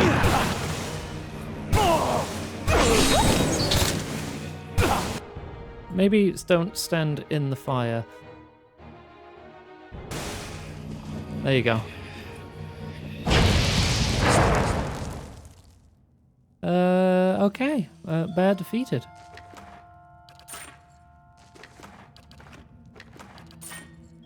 Lead the way. Oh, you want to chat? So you knew this Theos character ages ago, that right? I think I was part of a missionary order he led. And that was what? A few hundred years ago? 1,000? She sucks her teeth. What's that even like, remembering something from so long ago? Oh, what bothers me is that Theos remembers more about my own past than I do. That may be a mercy. She laughs uneasily. She sighs, and deep lines crease her blue and green brow. That's what's got me thinking about Theos. Those Delmgon said he remembers everything. She looks back at you. I mean, can you imagine? Recalling centuries in perfect detail. Every lost love. To be fair, I should kill her too, for not repelling the invader. But they never invaded. He's just sat back here. Torture. And from the gods he purportedly serves, no less. You ever wonder how that's changed him? Whether Theos would have chosen this path all those lifetimes ago if he'd known where it would lead? Maniha squints at you, her head cocked.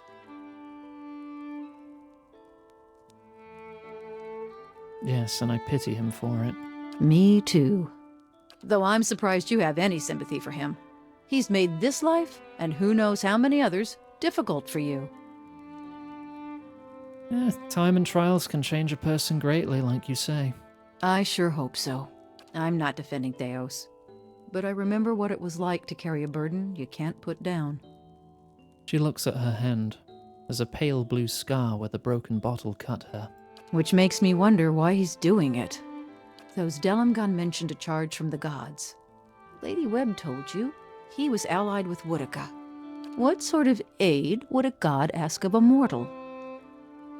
Well, Ondra asked me for my help to stop the eyeless. Fair point. I guess we better move on if we mean to find out. Alright, let's go. Tell me! Alright, let's go say hi to them again. I wonder if taking out both is a valid option. I imagine it has to be.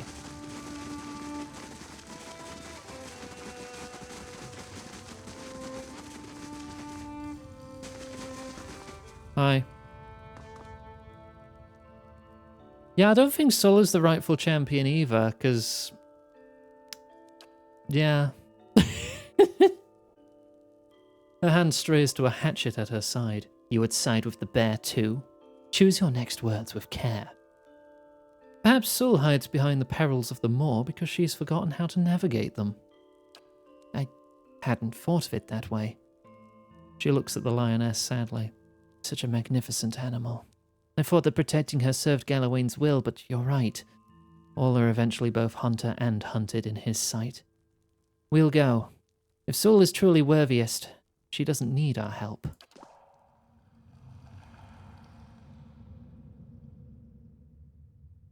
Okay, bye. Sol looks at Erenshi, and her barbarians leave. Her cubs yelp from within their lair in the cavern's wall. The giant lioness bares her fangs long as curved scimitars. She takes a step in your direction and growls. Well, I'm the prime hunter now.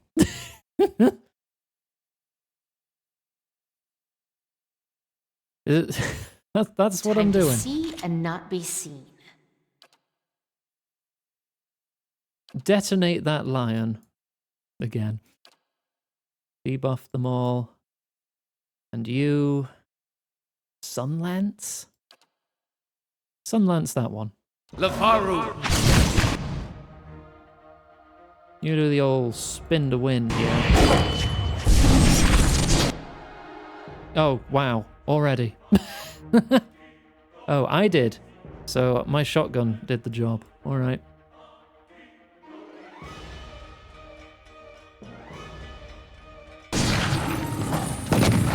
Oh, all you need to hunt good is a massive shotgun. Just get a big gun and you can do anything. Die! There. I'm here. You were both weak. I have decided. You're not worthy to be Galawain's prime hunter. What's that? Glanfarfan Adraswan. Plus law, perception, resolve, and dex. Neat. That's plus dex as well. Nah, you're fine. Lead the way. Alright, I mean, technically, I have ended the stalemate. You can't argue with that.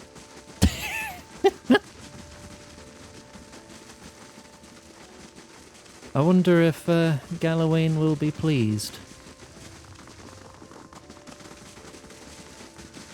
Right, where's the one I chat to?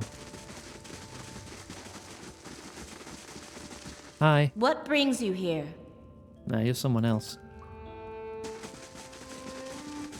I forget their name. Just look for someone with a name. Is it you? Still looking around? Watch your step. Tempers run hot around here, and not just among the animals. Yeah, I've dealt with the situation. I don't know what I expected, but I didn't expect both beasts to die. Still, I suppose there's logic in making room for new blood. If neither was willing to confront the other, then perhaps neither was worthy. Now that both Sul and Awarenos are gone, I expect another beast will seek the moor soon. It'll be good to see what Galawain sends. We take this with our thanks. He seems to suddenly remember something. You might visit Ter Evron to pray to the Lord of the Hunt. He sometimes grants special favors for those who prove themselves. Alright, let's go back and chat with the God of the Hunt. Not quite like her scene, is it? I don't think I'm going to get turned into a werewolf for my troubles. That's the God of the Hunt in the Elder Scrolls, by the way. In case you didn't know. Or the Daedric Prince of the Hunt.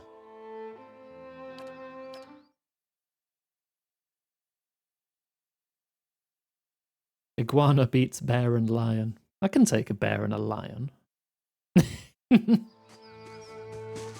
With the... How is it you failed to notice your rotten stench?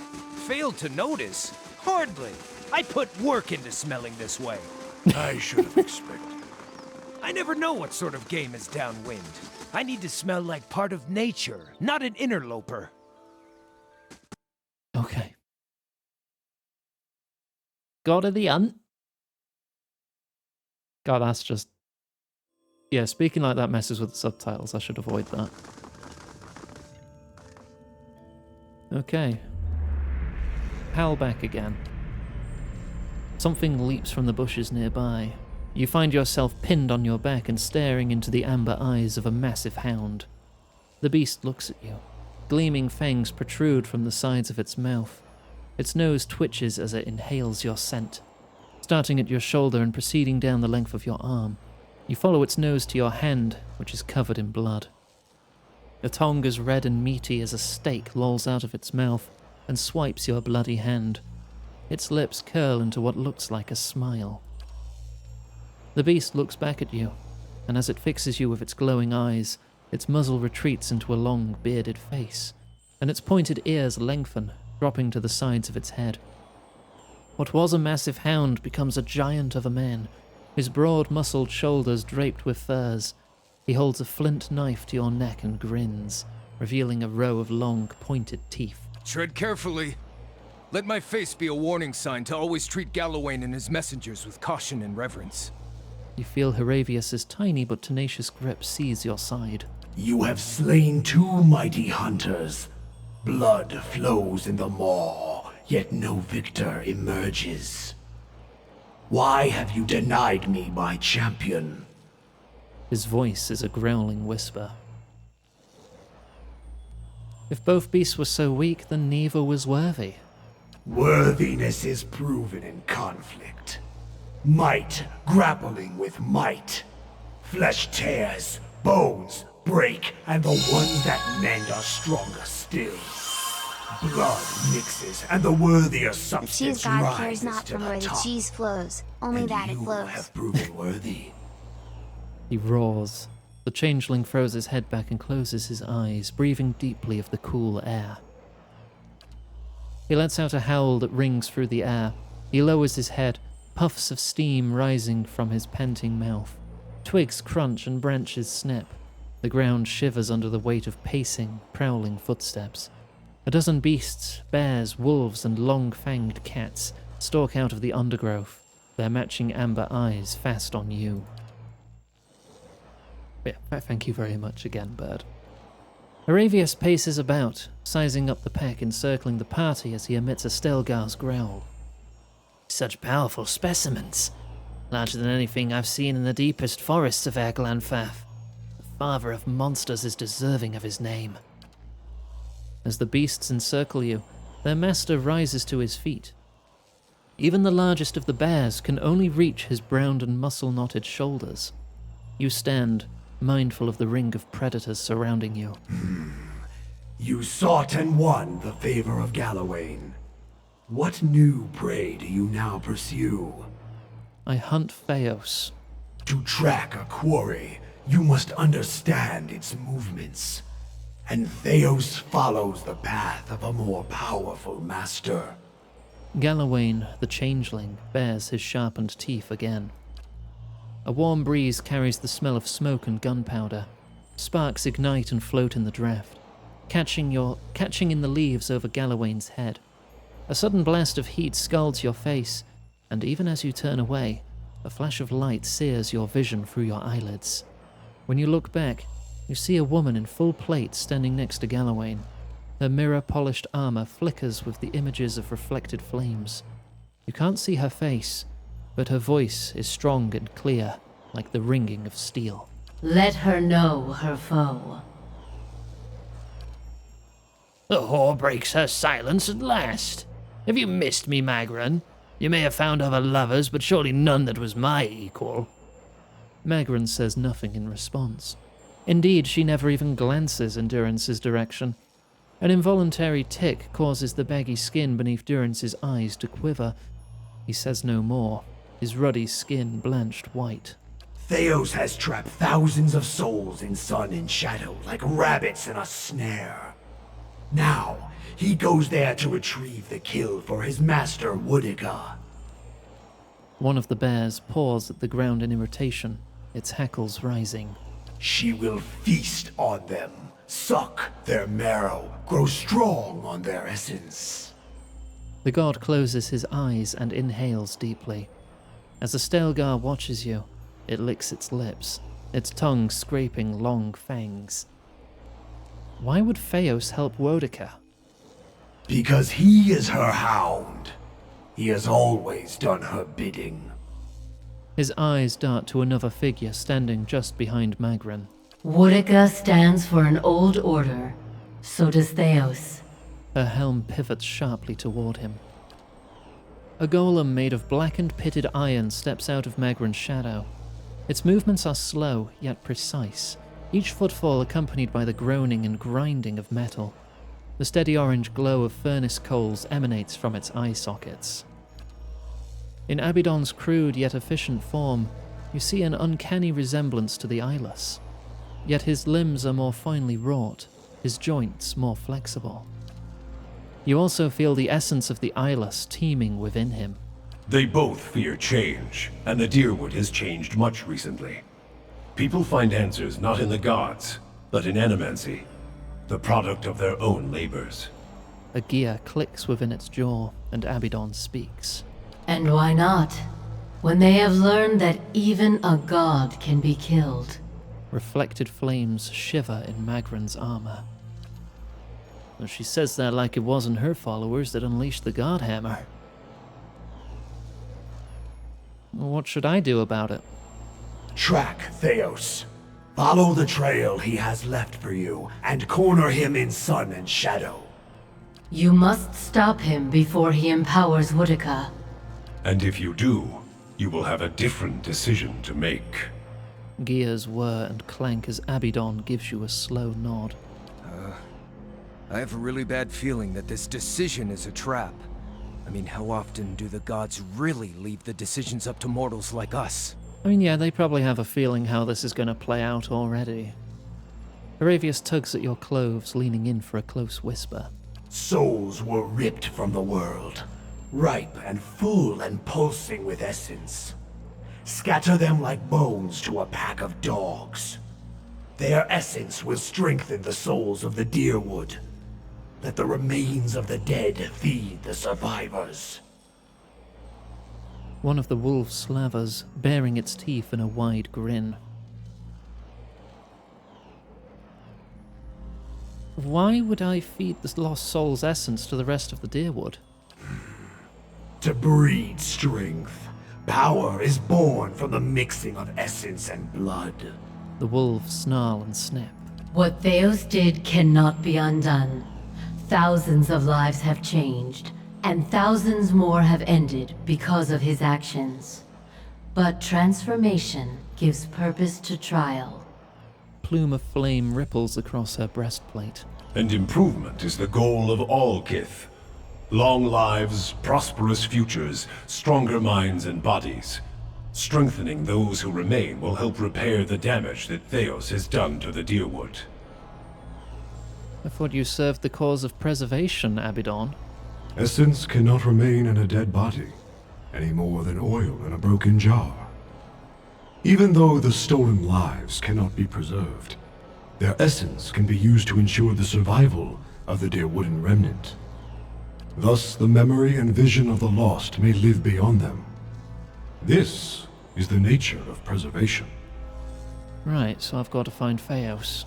And when you descend the pit to Sun in Shadow, you can count on our assistance to see you safely through. As I hope we can count on yours when you reach the bottom. There are many souls upon the burial isle that are sworn to serve us. They belong to you now, and they shall guide your descent. Magrin steps closer, her brilliant armor ringing with each movement. Durance's face is grave. Beware the promises of a god, Watcher. They are binding, but only in one direction. The beasts grow restless, pawing the ground and eyeing you with renewed interest. The bear sniffs at the ground next to your leg. One Stelgar skulks into the circle, its amber eyes glowing. Galawain hurls his knife between your feet, sinking it to its handle. He raises his empty hand. Hunt him, mortal. And when you stop him, let the souls he has captured feed the Deerwood. And he really let the dagger fall. Aha. Strengthen the souls of those who remain. Prepare them to face the challenges that will follow. Pledge that you will do this, and we will grant you a power fit for the finest warrior who ever lived. Betray us, and my beasts shall track you down. Our allegiance is not to be accepted and cast aside. My friend, this is a most auspicious moment. The Lord of the Hunt has spoken to you without omission or riddles. Heed what he said about his beast seeking you out should you stray from the task, for it is not an empty promise. Aravius nods up and down, following Galawain's every word. As the Seeker God finishes his commandment, Aravius turns pale. Alright, I shall convert the captured souls into essence to strengthen the Deerwood. The bargain is struck, Watcher. Keep your part. Galawain lunges for you and sinks a hatchet into your chest. You cry out, but the pain passes quickly. Energy and power seep into you through the wound, and when Galawain withdraws, the flesh knits again to contain something warm and pulsing with power. I've been granted Galawain's boon. The vision vanishes in an instant, returning you to Tir Everon, where burning candles replace the glowing eyes of Galawain's beasts. Is that good?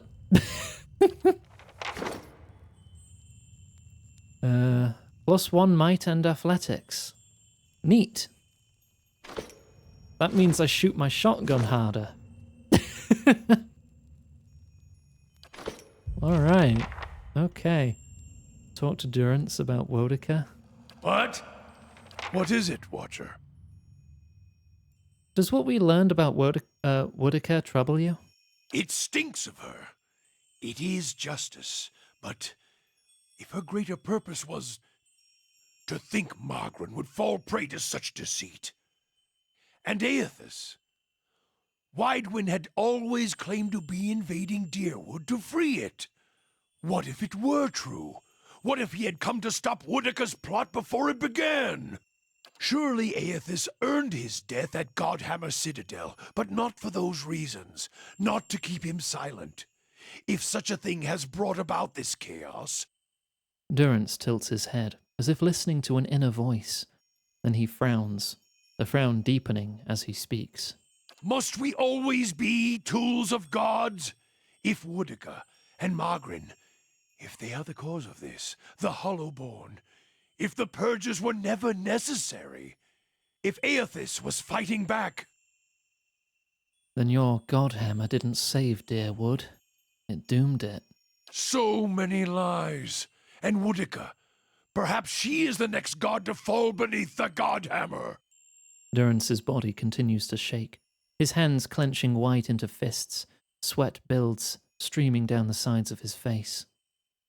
Would it have been better had you been spared this knowledge?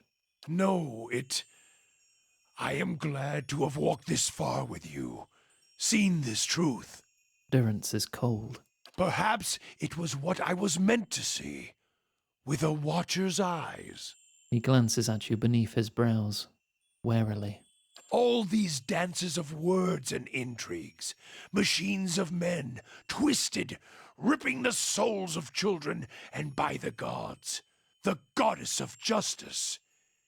If I could end her like Aethys, Magrin burned her once. One can do so again. He takes a breath, his eyes narrowing. Woodica, she must answer to her own justice. Justice or revenge? Anyone with a shred of spirit seeks both justice and punishment. It burns in the heart of anyone who lives. All seek it. If the world does not balance, we all drown in the oceans. And the gods would not care. Magrin, she must be redeemed. And punishing Woodica, that will serve. Durrance frowns, his hands clenching. Do we know that Magrin was not a willing accomplice? Is this some final joke at my expense? To test my faith further? And why would you think that, Watcher? Durrance looks at you for a moment, then his lip peels back, sneering. He laughs, loud and harsh.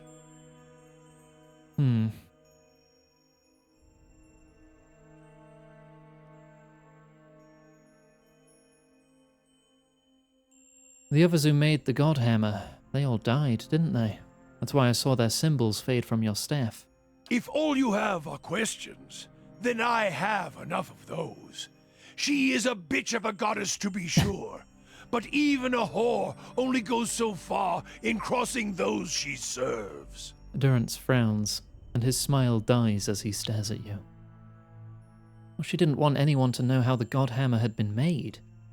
No one knows how it came to be except a few among Magrin, like yourself. You answer a question with a question. Then why did I feel her disappointment at Halgot? Why were we shamed? Durrance is silent for a moment, and when he speaks again, he speaks low and slowly, almost carefully, as he frowns. I think she tried to kill you there. Kill me? She is a goddess. I still drink from her burning breasts, Watcher. If she wished me dead, she could trace me to my source and kill me. Durrance looks at you for a moment as if you're mad. Then his lip peels back, sneering. He laughs, loud and harsh again, as his face burns and his hand clenches tight onto the staff. In the dream of the Godhammer, your spirit looked blurred, indistinct in the light, as if it had been sheared from you. Durrance stares at you, his expression frozen, but he's silent, listening. When we petitioned her, she didn't recognize you. You know it. Durrance turns from you for a moment. His face twists in thought, conflicting emotions running across his features. Finally, he turns to you, his face steady. There's no proof, Watcher.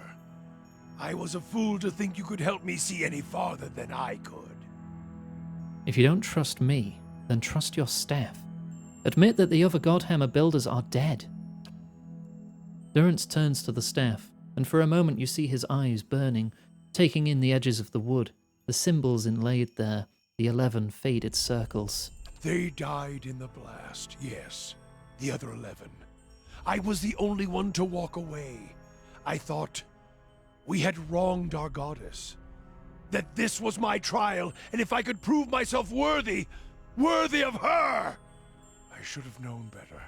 There is only one God of redemption, and I saw him ended. As he studies the staff, you feel a wave of heat, a terrible energy rolling forth from it in waves. So much so it feels as if the God Hammer itself is alive in his hands. And past it, you hear a cry, like a child being born, and your eyes feel the flash of white, then 100 imagined shades of purple and white streaming and circling into the howling of a storm, and beneath it, the grinding of ancient machines of stone, rock, and metal, grinding and turning until all around you feels as if it's burning, sinking into the shadows of the earth, beneath the ground, the only place where a spirit might find refuge.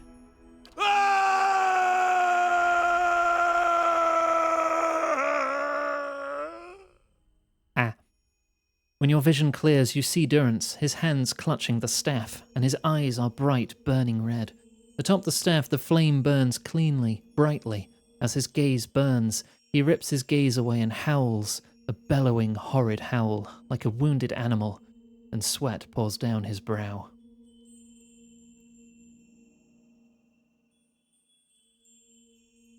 Durance, we can make this right. To think I served her. I followed her. Now I shall serve no one. Woodica's lies must be answered. And now it seems I must take fire and war from a goddess's false claim as well. I still take from her strength as I did, for as long as it lasts. For I shall not cast her aside yet, until I have drained her dry and had my fill, just as she intended for me. Did I just single-handedly break this man's faith? For I have learned one of the lessons of the faithful. The faithful may wound a goddess greater than any enemy. A purification is coming, and this fire shall consume them both. All right. Well, moving on then. Aravia's just watching that with his mouth agape. It was quite the experience for him. He's hit level 16. Yeah, there's not a lot I can do with these points. I'm sure. Right.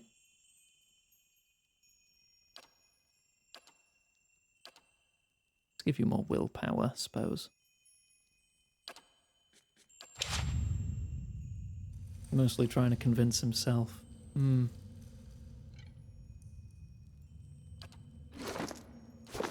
How's your quest looking now? Oh no, that's his quest done. Okay. You broke his faith. Quest complete. Where are we going to find a druid who knows about the Autumn Stelgargs? I feel like somewhere around here we would find someone with that knowledge.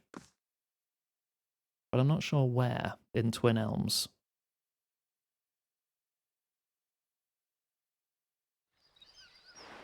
Got it. Oh. No. What's Stop right there. Is cleaving a man's spine without lopping the head clean off. That takes aim. Did that once. My case was an accident, and I still wake up some nights feeling bad for him. No, they don't see them, do they? You're in the wrong city, Inquisitor. The Phantom Soldier raises his short sword to your chest. Did you think you wouldn't be recognized here in your old home? I've seen your trials with my own eyes. Oh, this is only partially voiced? I've seen you light pyres with good people tied to them. People I'd known many a year. He seizes you by the throat, and your airway tightens. Whether real or imagined, you cannot tell. They deserve your confession. He raises the point of his sword, holding it a hair's breadth from your eye. Suros, what are you doing? Startled, the soldier releases you immediately and turns to face the speaker, a woman in a plain wool tunic. Fully a head shorter than he, but somehow seeming to tower over him. You've seen this woman's face before, but from afar, bloodied and burned as she lay stretched across an iron wheel. At the moment, it is marked only with concern. An assassin sent by the Inquisition, my lady, daring to approach our camp. If she is so poor an assassin as to approach an armed guard in daylight, I should have little to fear. I would hear what this woman has to say. She stares him down until he can no longer face her. He turns away, sour-faced, and pretends to be suddenly distracted by something far off. Surely this is some trick of my mind. I did not expect to see you again. Iovara's eyes widen as she sees your face for the first time. Lie, lie, lie, lie. Or the Grand Inquisitor has dispatched me to spy on you.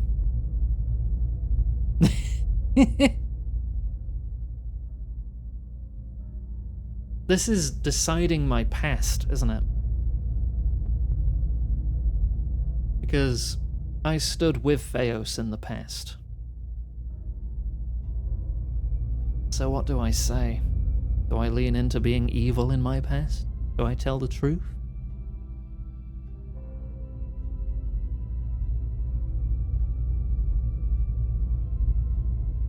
This has already happened. I'm just deciding how it happened. Either way, I'm there to spy on her. Oh yeah, let's just be upfront about it. Yeah, Grand Inquisitor Theos Ix Arcanon dispatched me here to spy on you. Iovara doesn't blink. Are things as desperate as that over there? I'd never have known. I hope your next assignment is more stimulating. Listening to my lectures is dull work for a spy. I hoped there might be another reason, but you are here, and that is good enough on its own. Whatever your reasons, I've missed you over all these years. Having you here now, at a time when I'm surrounded by strangers, is a wonderful gift. I would like for you to stay here in our camp as my guest. My lady Iovara, I beg of you. This is an Inquisitor. This is a desperate attempt on your life. The only way it can succeed is if you allow it to. No longer able to remain quiet, the soldier approaches Ivara and puts his hand on her shoulder, turning her aside. His voice is hushed, but by no means private. This is a missionary, same as I was, taught the wrong things as I was. If I can't have faith in one woman's ability to reason once she knows the truth, what hope do we have? She brushes his hand away with the calm grace of the resolute. My lady, she admits being a spy. Yeah, I kinda did. That's me, I'm the spy. Not a very good one. That should make her less of a threat, wouldn't you agree? I have nothing to hide. All I see here is an opportunity to persuade someone who could help us. We have many former missionaries here. They are our most loyal, our most helpful. Many have died for us. These are not people we should be turning away. And if the Inquisition wants my life, they can have it. But they know as well as I do that my cause will not die with me. Ivara beckons. Oh. We have much to talk about, She says as she beckons you somewhere behind her. Well, I'm starting to remember my past in pieces still. Right, if I were an important druid, where would I be? Possibly in this grove. A grove is a very druid name for a place, right? Let's try talking to these people. Estremor. The elf holds a chipped wooden pipe. The sweet smoke wafting from the bowl makes you dizzy. Welcome, Estremor. I've got herbs and potions for sale. Looking for something to ease your travels? Or something to make them more interesting? When she grins, you see her teeth and gums are stained brown. White leaf. Nice way to spend an afternoon. And the following night, and most of the next day. Gosh, Eki. I'll take all of your gems and Vifrak brains.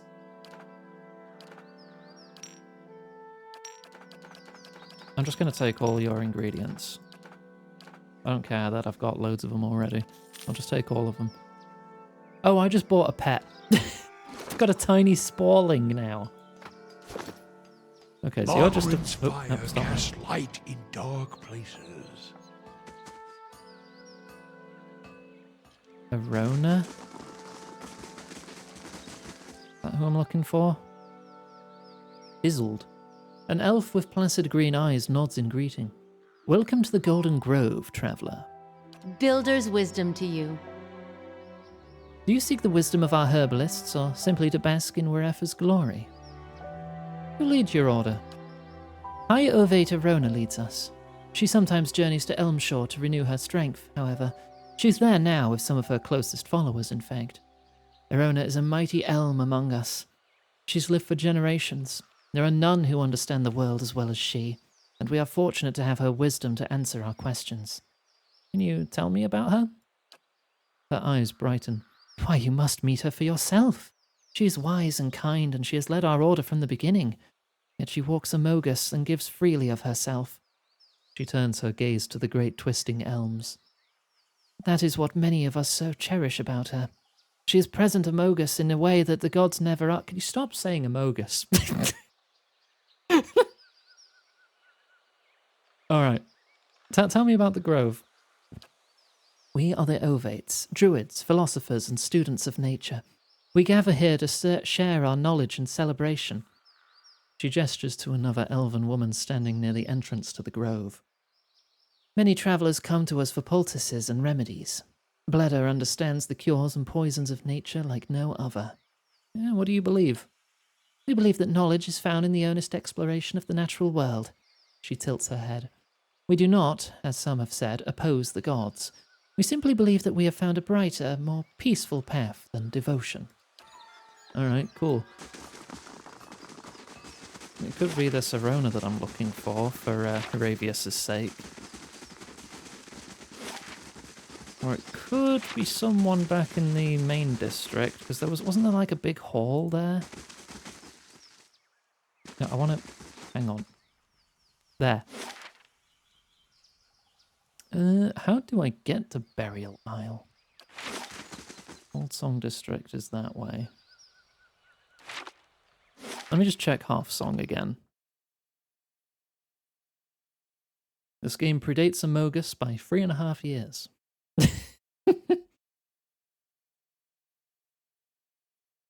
I played Amogus like twice in my life and just decided it wasn't for me. Ever tried 3-Point Nettle? I used to smoke that a few years back. Loved the flavor, but got tired of smelling like it. How about Deer Cap? Long as I don't need to be anywhere for a couple days. Ever spent an evening with a comely lass while on Deer Cap? Thought that was the point. Alright. Yeah, but social deduction games are just not for me, I decided. Yeah, this big longhouse here. Maybe there's someone important in there I can talk to.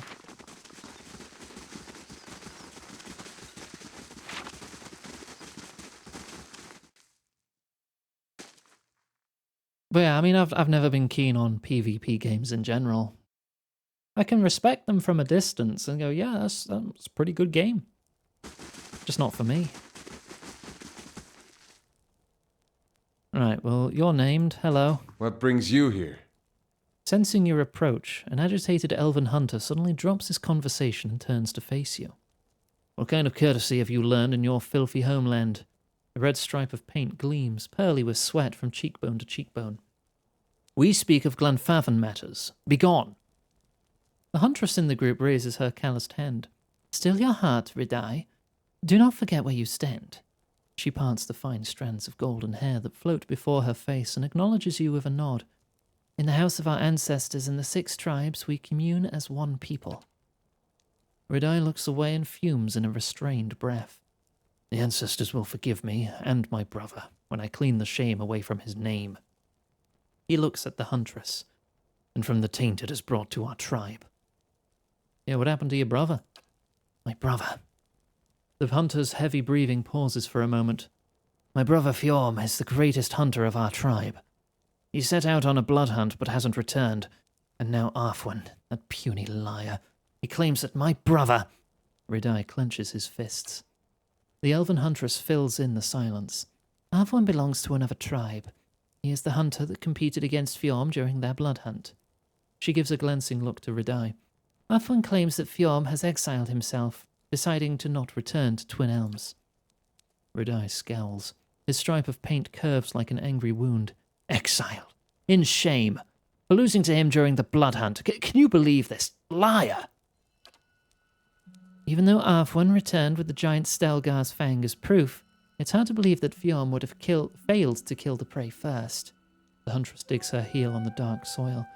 But you cannot claim that yet, Ridai. Not until the Anamfava judge the truth.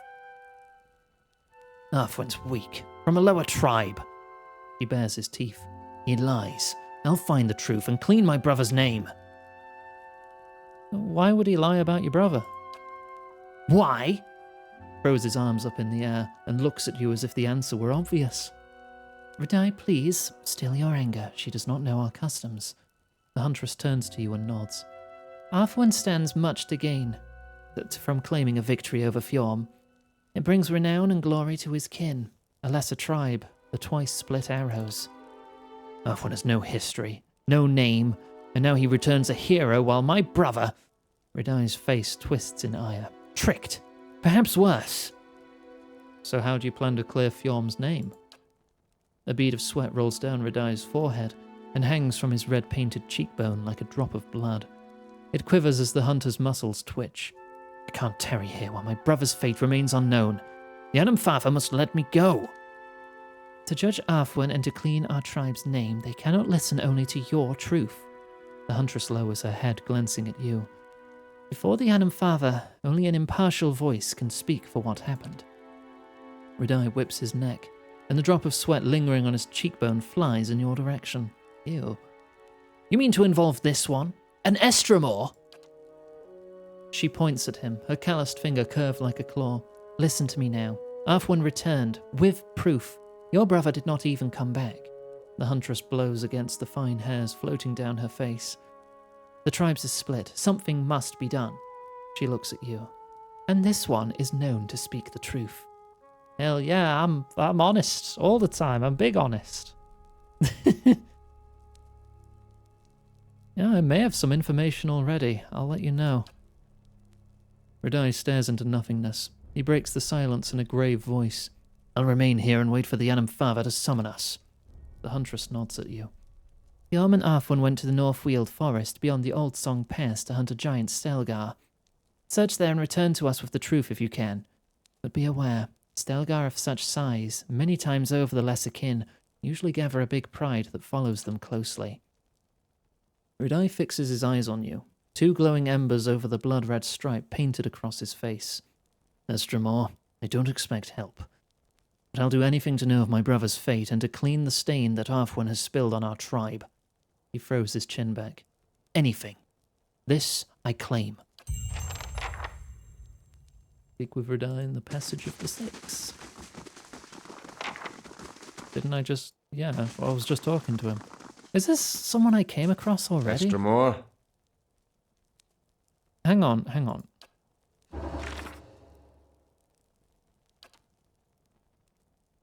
Valerie needs water. Oh, I need a drink. Stop slouching. Throwables are broken again. Sick. Love it.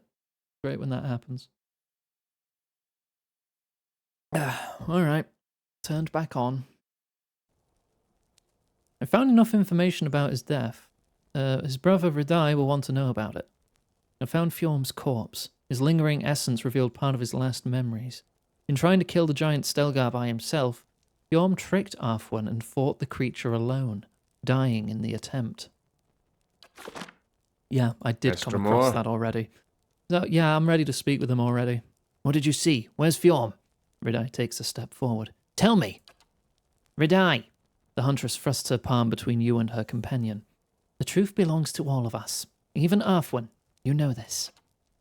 Ridai hesitates for a moment. He wipes the sweat off his face, leaving traces of red paint on his hands. I'm ready to share the truth with the Anamemphaf. He looks up, and I'll make sure that so is Arfwin.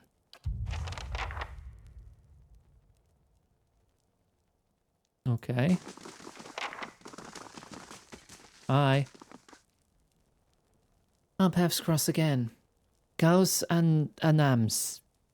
Yeah, sure. I've been investigating Fjorm's disappearance. Indeed, Arfwin and Redai have spoken of little else. I do not envy your position, Gauss and Anams. Yet your testimony may resolve the tensions between the Keepers of the Stone and the twice-split arrows. She steeples her fingers. When you've gathered your evidence, I'll call a hearing. Yeah, no, it's good. Let's go. She nods. I will summon Arfwin and Redai. Their fates and the names of their tribes depend on what you will reveal to us. Blah, blah, blah, blah, blah. Yeah, bless you.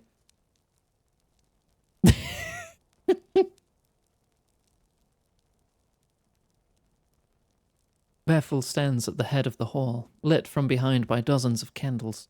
She casts a long shadow across the floor. We've gathered to weigh the claims of Arfwin and Redai in the matters of Fjorm's disappearance. To that end, we are honoured by the presence of Agalus Ananams, whose insight will help us render a verdict. Murmurs of astonishment echo from the front of the hut. We begin with Arfwin's claim. He asserts that Fjorm lured him into a confrontation with the Stelgar and that he slew the beast on his own. Fjorm, he says, exiled himself, fearing that knowledge of his actions would heap shame on the Keepers of the Stone. She holds up a tooth as long as her arm. As evidence, he brings a fang from the great Stelgar. On the other hand, Redai states that his brother was tricked and murdered by Arfwin during the hunt. A hunter of Fjorm's renown would not have fallen in the blood hunt, but by treachery.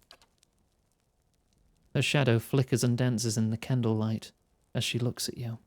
And now we turn to Argalus Ananams. We ask only that you share your observations, that we may find closure for these two tribes. She lowers her head. What fate befell Fjorm?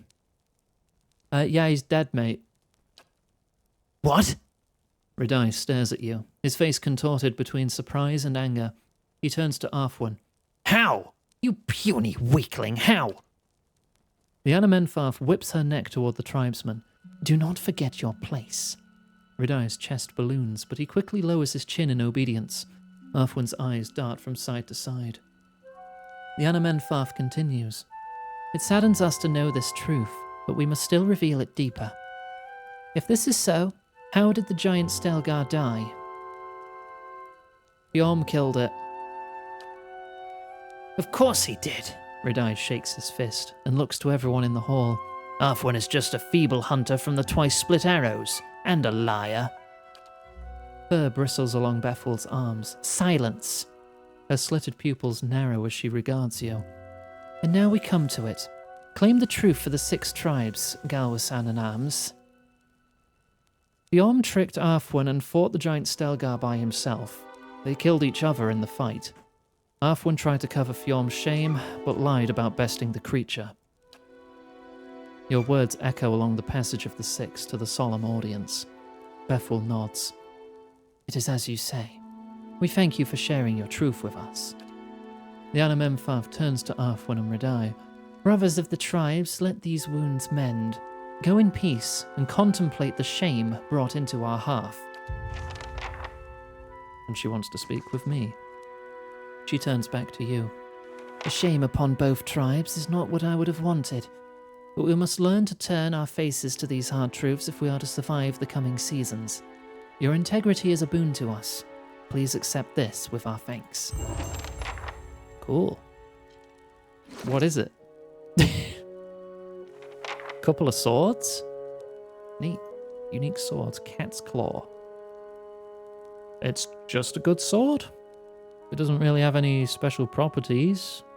I mean, it's got some DR bypass, and it's exceptionally enchanted. Sheathed in autumn. Lets you engage more enemies and increases freeze damage. Superb enchantment.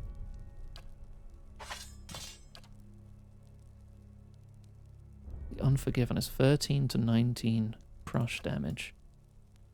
That's 18 to 26 slash or pierce. Yeah, no, you're going to use that. Cool. Goes well with your fancy shield. You need to deal damage to prone enemies to level up this shield. Okay, well, knocking people prone is something you're pretty good at, usually. Hang on, I need to pull another tool out. There. 2 of each, just to be safe. So, that wasn't who we were looking for, but... quest complete. Got a funny sword out of it.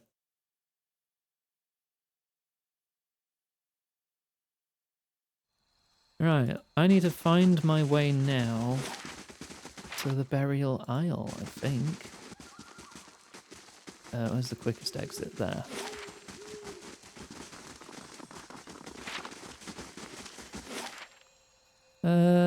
Maybe I can find a way there from Old Song.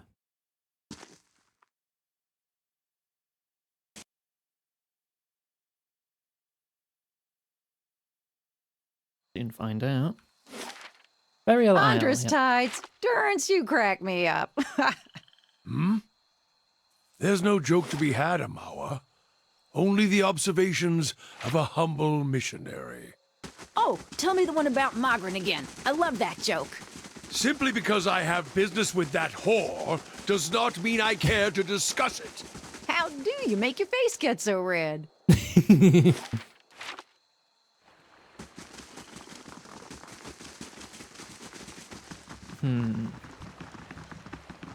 No one up here. Also, this is apparently not stealing. So, yoink. What was the name of the person I was looking for again?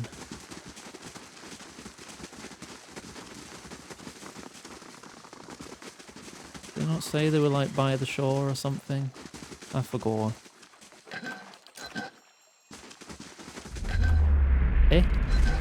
Whoa!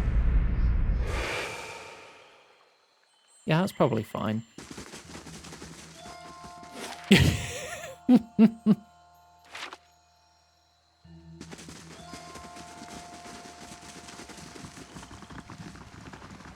Hello. What brings you here? A thin, ragged man stands waiting on the barge, leaning on the oar. A smile of greeting splits his weathered features. It's been a very long time since an outsider sought passage to the Burial Isle. Yeah, so what is the Burial Isle exactly? It's a sacred place, for it sits upon the great works of the builders. There, by our ancestors, all our Anumfafs are laid to rest. If you go there, my friend, it's not a place where the living to walk. It is not a place where the living to walk? Shouldn't that just say the shouldn't be a place? It's not a place where the living walk. I think that's gonna see me after class. Can you take me across? Dorval inclines his head in acknowledgement. I will. Take care that you do not lose your footing. These waters have a fickle temper. Thank you.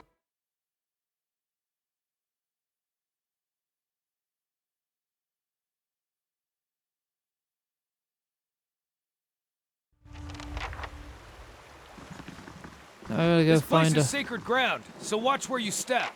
Yeah, I gotta find a hole to jump into. I remember when I was a girl, and the missionaries came and told us about the gods. They said we could see them in the stars. Ivara looks off in the distance at something only she can see. I remember when I heard that, I snuck out at night and climbed the watchtower in the old fort because I wanted to see them better. That fort burned down a few years ago when we cast the missionaries out. It was the missionaries who set fire to it. They didn't want us to be able to use it. Shame. There was history in that fort. That fort had outlived its use. It was a false sense of security. It was that. For me as much as anyone. Seeing it burn, it made me think. She looks at you. You called this place home once. You worry about it? I worry about you. You should be more worried about yourself. Half the guards still plot your death at night. I miscalculated many things since this began. I'm relieved you weren't one of them. It's a good thing we didn't hang you. Yeah, thanks. I always knew this path would have consequences, but I never wanted to see Kratum suffer on my behalf. She looks off again. I don't think I can stay here any longer. I am told the Inquisition is gathering an army, that they have sent messengers to bargain with rulers from distant lands. Praetum is not built to withstand a siege. If war is coming, I should be doing what Theos is doing. I will need allies. Allies in a stronghold that can resist an invading army. You can feel words formed long ago rising in your throat like a toxic black bile. You thought about Oceanus? Oceanus. They have held off many would-be invaders, and their king has no love of the Inquisition's faith. I wonder, would he listen?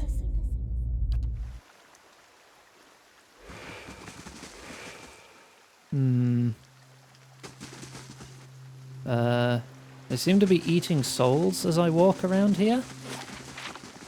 That good? Oh, we've got some primordials over here. All right. My eyes are peeled. Shotgun. You go for that one. You attempt to knock down so you get more knockdown damage. Nice.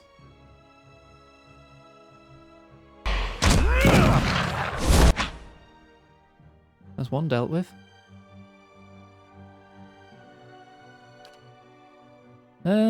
Mind blades. Yeah, a little late, but you know, it's fine.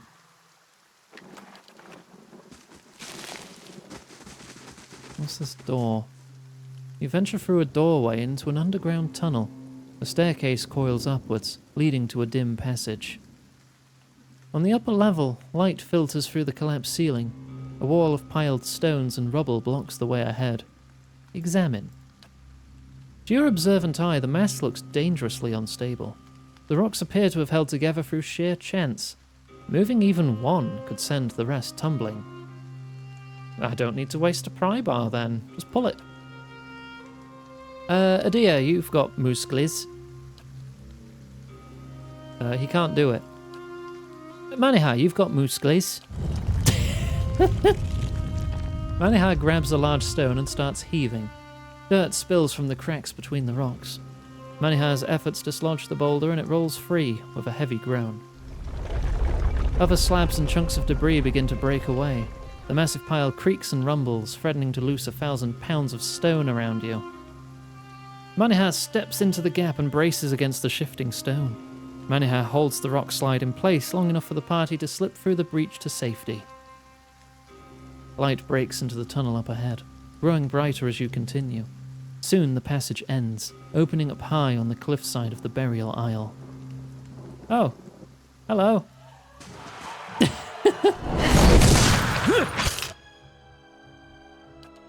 So where are we now? Oh, we just went right up. Okay.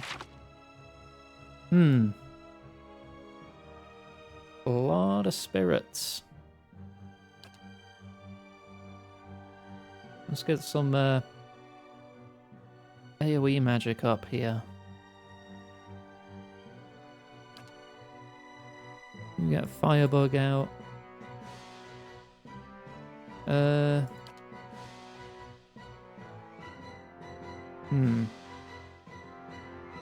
You're gonna step down here.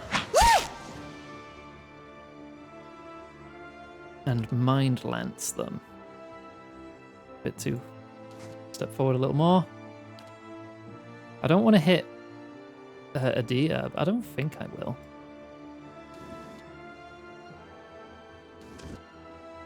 Love.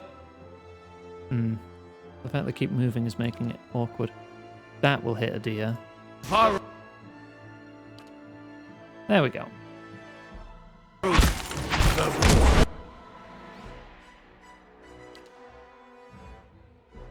I feel like this calls for a spin to win. Oh! Shotgun. The finish. Tell Lovely. me.